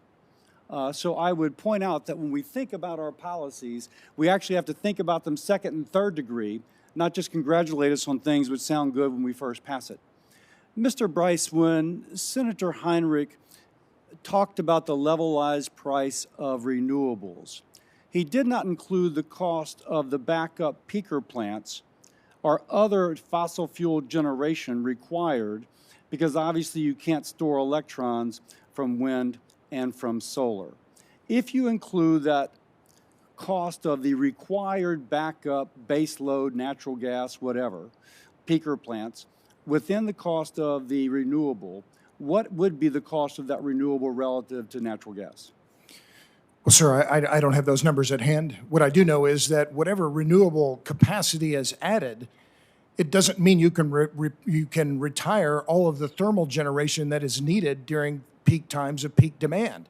And the Senator Heinrich didn't allow me to respond to it, but that was clearly the case in Texas, where when the grid was on the verge of collapse, and it was, as Bill Magnus, former CEO of ERCOT, said on February 25th, it was within 4 or 5 minutes of total collapse. So if you think about that, and you think about a grid that is heavily reliant on renewables that cannot deliver power when power is dear, and 25 million Texans in the ERCOT market could have been put into darkness, we wouldn't have had 700 people die, sir. It would have been in the tens of thousands. So let me ask you this, Mr. Bryce. I said this is a counterpoint argument, both with global greenhouse gas emissions, but also with national security. You pointed out that the supply chains for the batteries required for renewables to store their electrons come out of China. Either they are mined by Chinese companies or they are processed in China, often using coal as a feedstock for the energy required. What does this do to our national security to be dependent upon China for our batteries as opposed to having, the alternative, which is using natural gas, et cetera? Senator, it's not just the batteries. It's the neodymium, the other rare earth elements that are considered the green elements, the lanthanides. China has a 90% share of that market globally. I'd point you to the report that the IEA did in May on this, which laid this case out very clearly. And in Mr. Gould's testimony, his written testimony, he pointed to this critical minerals issue. So the idea that we're going to make a quick transition away from hydrocarbons to alternative technologies hinges on a massive increase in mining. And it's not just of rare earth elements, it's manganese, zinc, copper, cobalt, an enormous array of minerals. And the question is, well, where are we going to mine them? And the Senate, I know this committee has had hearings on increasing mining in the U.S., but my guess is the Sierra Club is not going to be pushing for a lot of that mining. I thank you. I yield back, and I will point out that if this hearing is a counterpoint to both greenhouse gas emissions, environmental policy, and as well as foreign policy and national security, it's a great hearing, let me say that, but I think maybe another to interweave those two. Because if we look at energy as an isolated issue, we're going to end up far worse in both the global greenhouse gas emissions and in terms of our national security. Thank you, Mr. Chairman. Good recommendation, Senator. Senator Murkowski. Thank you, Mr. Chairman. Well said, my friend from Louisiana. I think that really sums it up and the nexus here. You just can't separate this out. And I think we're all trying to find easy answers. How many people here at this hearing today have asked you, what are the tools that we can be using? We want a quick fix. And our reality is that the fix comes when you have control over the resource, when you can ramp up your production rather than going tin cup in hand to another country or to the OPEC nations and say, pretty please, we don't like the prices that we're paying. Can you guys do more? And so there are no easy fixes. I listened with interest to the discussion about the Strategic Petroleum Reserve. When I was sitting up there as chairman or ranking member, I fought to defend the resources that are in the SPR, not using them as a piggy bank to kind of bail us out when we don't like the high prices.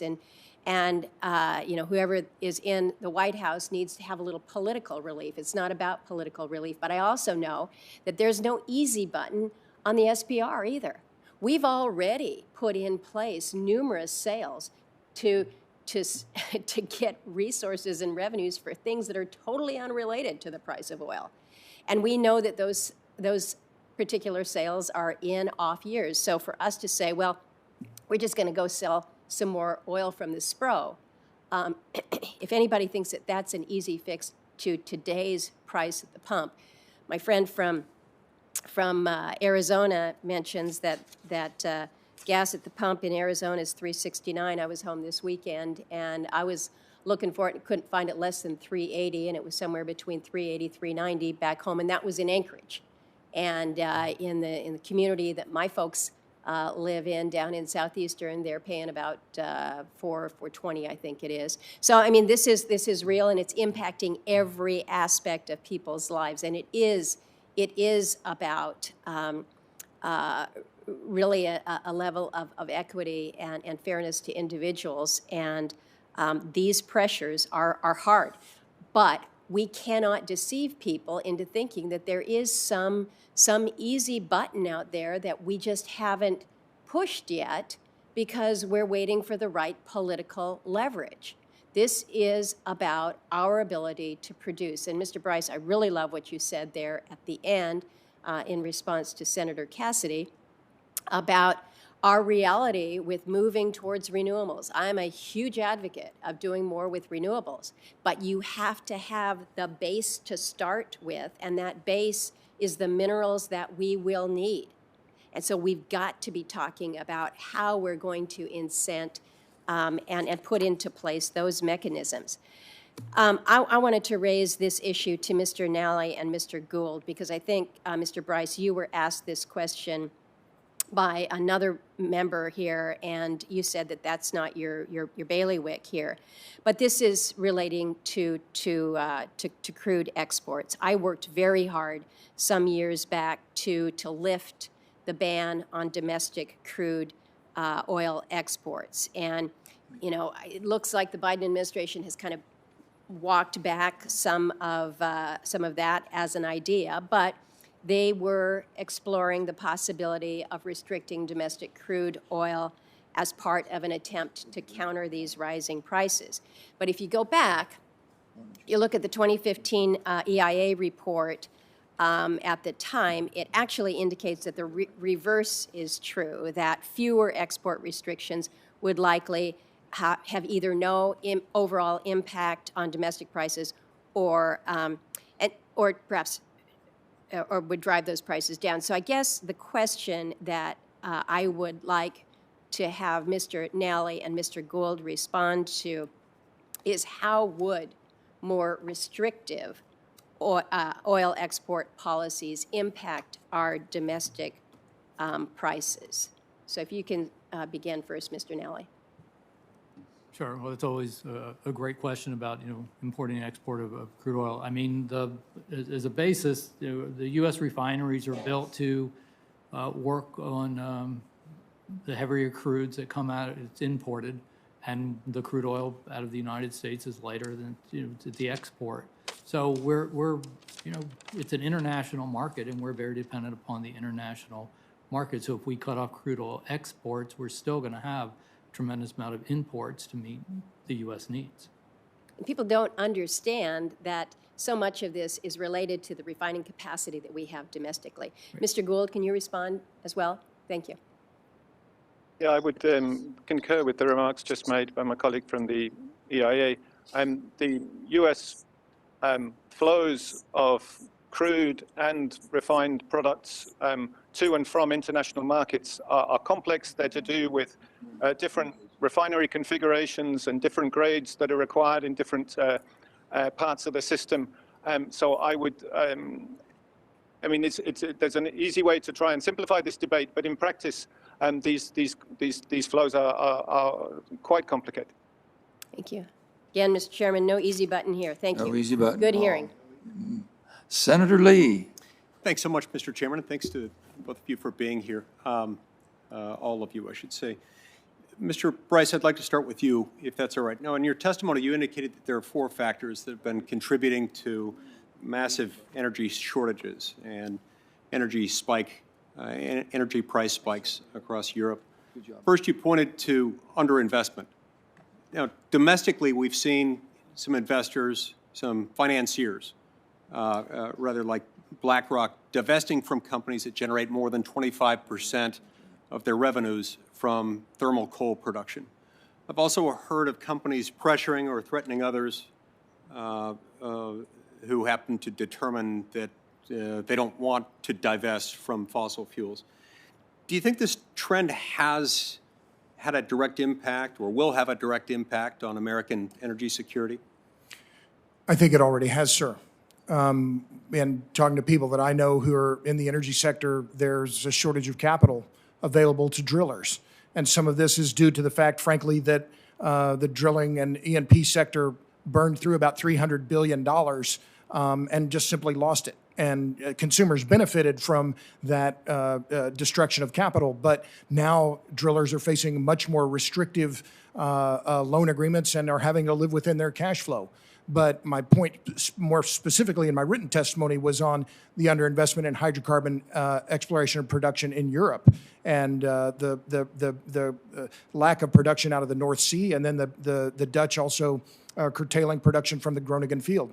Right, and so you've indicated that over-reliance within Europe on imported energy has contributed to this energy insecurity in Europe. Yes, sir. And at the same time, the Biden administration seems to be proposing to increase royalty rates with the help of a number of members of Congress in the Democratic Party, and to tax coal and gas power companies. Now, coupled with the oil and gas leasing moratorium imposed by the Biden administration from the very outset of its administration, It seems like a lot for the energy industry to face. But more than the energy industry, we're concerned about, their customers, about the people who rely on those things. Do these kinds of actions have a direct impact on the ability or the willingness of companies to invest in domestic energy production? Absolutely. And I think it's moreover, sir, the area where this is the most dangerous is in electric generation. And the fragilization of our electric grid and what Meredith Angwin calls the fatal trifecta, too much dependence on renewables, too much dependence on imports, and too much dependence on natural gas, it directly threatens the viability and resilience of our electric grid. And this is the mother network. It is the most important energy network in our country, and it's getting scant attention from Washington. Now, you've also stated that overinvestment on intermittent sources was driving up prices, as in California, where some consumers are projected to pay 3 times the national average for electricity. Do you think that the enactment of the Democrats' Clean Energy Performance Program, also described as the muscle behind President Biden's climate agenda, would likewise have a tendency to drive up energy costs throughout the United States? There's no question about that, sir. I published a piece in Forbes a few weeks ago on the CEPP. Not only would it reduce the resilience, affordability, and reliability of the electric grid, it would be a handout of epic proportions to the solar and wind business. That in many cases, they would be getting far more in federal subsidies than they would be getting in the wholesale market for their power they produce. So for the same reasons, then, would it be a fair assumption that a simultaneous over-reliance on intermittent energy sources that occurs at the same time as underinvestment in reliable sources, something that could result in Americans experiencing rolling power outages? Is that the sort of thing that could happen as a result of this? Sir, I've experienced it firsthand. I experienced it February 15th at 2 a.m., and my lights went out for 45 hours. If I can just add one other quick point, to me, the idea that we would make our electric grid more reliant at a time when, due to climate change, we're expecting more extreme weather, to make our energy and power systems more dependent on the weather makes no sense at all. And in some cases, it could threaten the lives of people. In other words, it can be more than just an inconvenience. For some, it can mean the difference between life and death. 700 people died in the blackouts in Texas, sir. Thank you. I can't believe I'm going to say this. Senator Hoeven? Thank you, Mr. Chairman. Mr. Nally, your testimony mentions that natural gas prices in the U.S. have tripled as of last month, and that areas like New England are at risk of higher price spikes due to limited pipeline capacity. Would more robust pipeline infrastructure result in lower prices and less dependence on foreign imports? Well, New England is, does face a certain set of challenges because of the limited pipeline capacity. So, yeah, it is subject to, higher prices. So would more robust pipeline infrastructure result in lower prices and less dependence on foreign imports? Yes. Okay. The House Reconciliation Bill imposes a new fee on methane emissions, which I'm sure concerns our chairman as well as myself, that's in essence just a tax on natural gas. The bill also increases fees and royalty rates for U.S. producers operating on federal lands. Is it fair to assume that these proposals will lead to lower U.S. production and increase our reliance on energy from less stable parts of the world? So any pending legislation, being a policy-neutral organization, we wouldn't want to comment on that. In general, theoretically, would higher taxes and increased fees and royalties cause the price of a commodity to go up? Yes. Thank you. Crude oil pricing. In 2015, we passed a bipartisan effort to lift the decades-old ban on U.S. crude exports, which has helped to grow our energy resources. Would you agree that lifting the ban on U.S. crude exports has helped counter the influence of our global energy competitors like Russia and OPEC?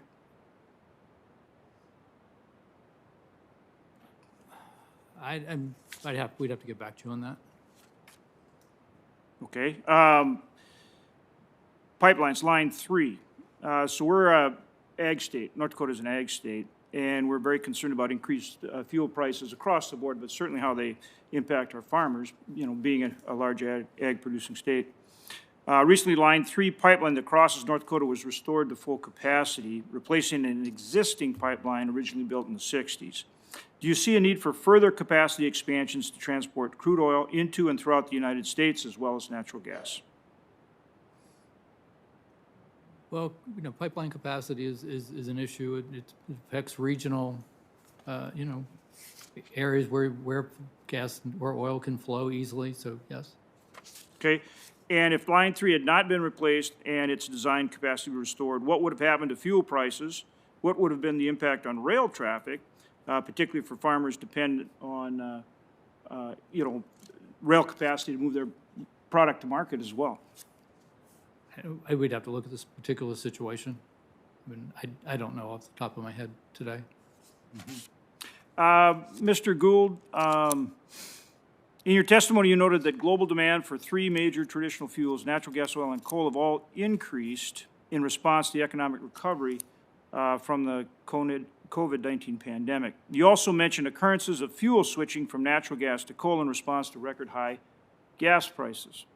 Are efforts to curtail new fossil fuel production exacerbating the challenges of ensuring we have sufficient energy supplies to meet consumer demand? So I think there's been a halving in investment in oil and gas upstream since 2014.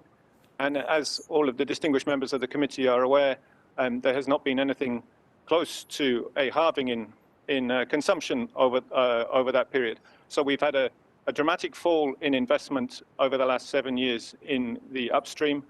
The reasons for that, though, are primarily due to the falls in the oil price in 2014, 2015, and again last year, which cut revenues, which led companies to cut back heavily on their upstream production.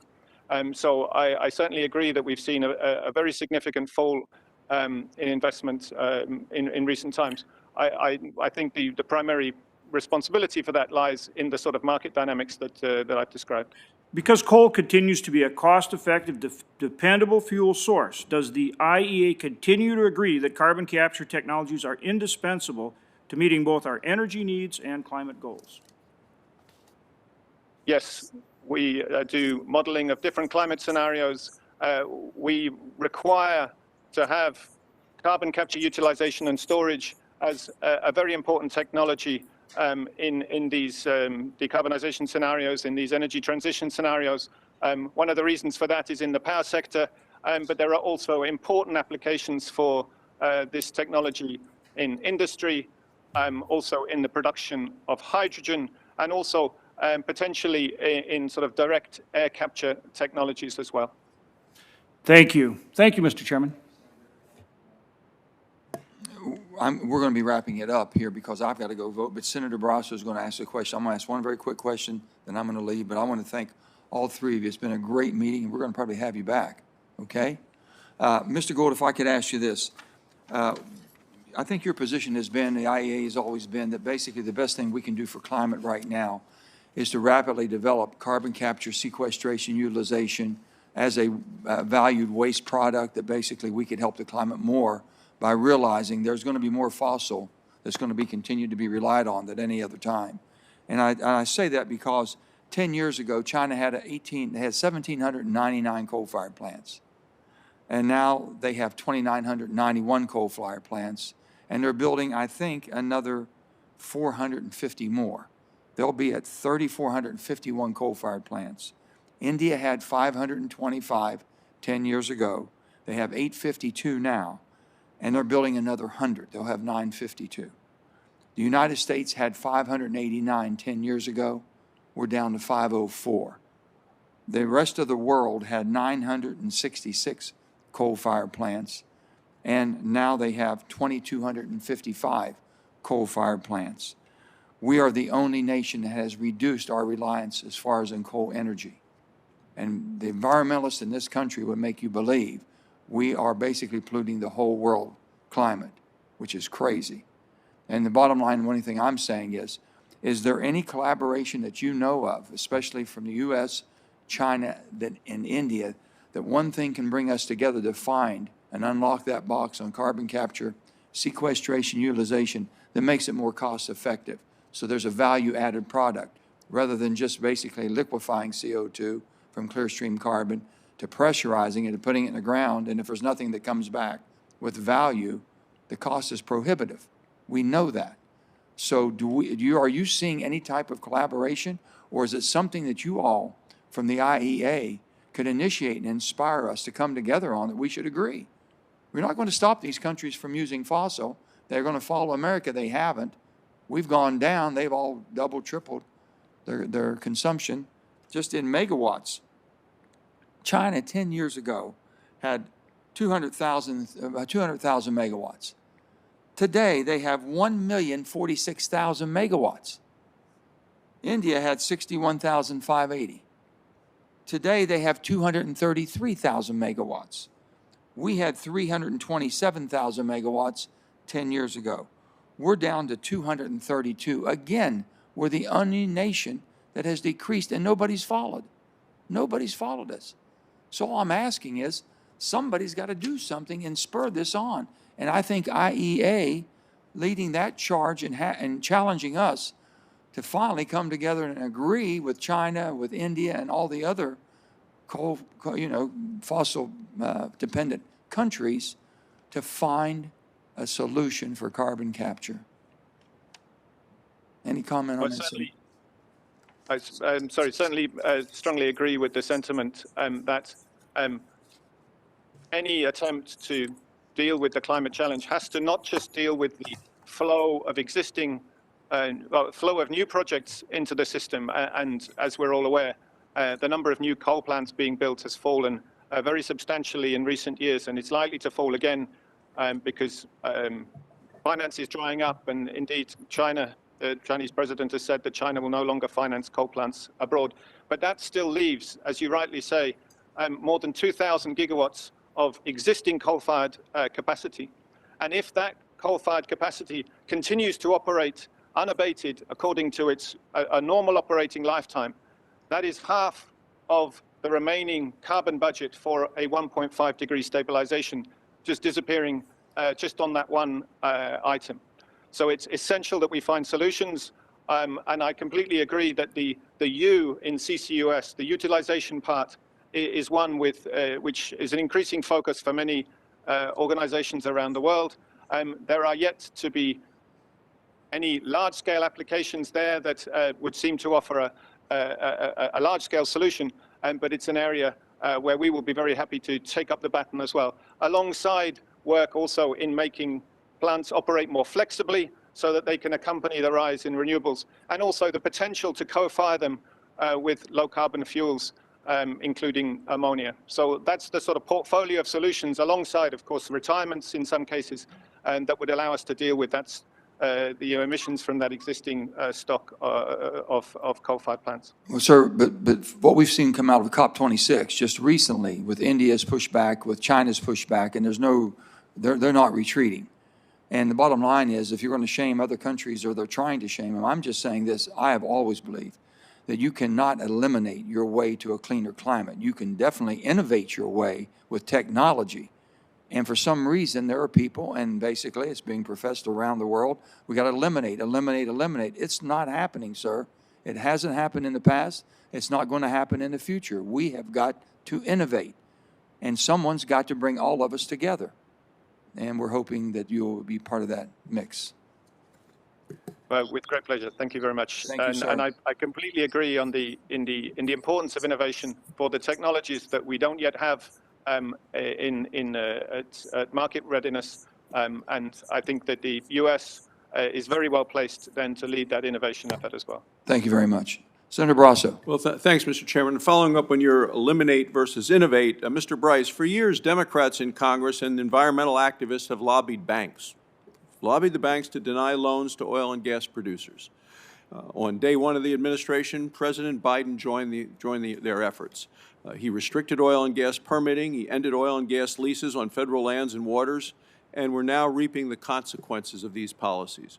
Will restricting loans to American oil and gas producers solve the issue of climate change? No, sir, it won't. It will reduce exploration and production in the United States, and therefore potentially lead to higher prices and certainly more imported oil. So will choking off access to our nation's oil and gas resources solve climate change? No, sir. And would you please discuss the economic consequences of trying to end oil and gas production here in the United States? Well, I'm a native of Tulsa, which for about 20 minutes was known as the oil capital of the world. I think that title is now clearly Houston, Texas. But if we kill the domestic oil and gas industry, many of which are small producers, that with a few individuals running what are known as stripper wells, it not only reduces overall crude and gas production in the U.S., it will result in higher unemployment. And for many towns and small towns in Oklahoma, Texas, Louisiana, New Mexico, could be a devastating blow. So there's no free lunch, sir.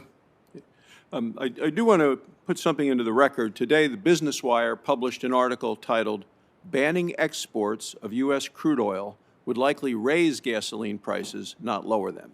This is according to Kurt Barrow, who is Vice President of IHS Markit, said, "Without the ability to export U.S. crude, you enter a situation where there is a tighter global market."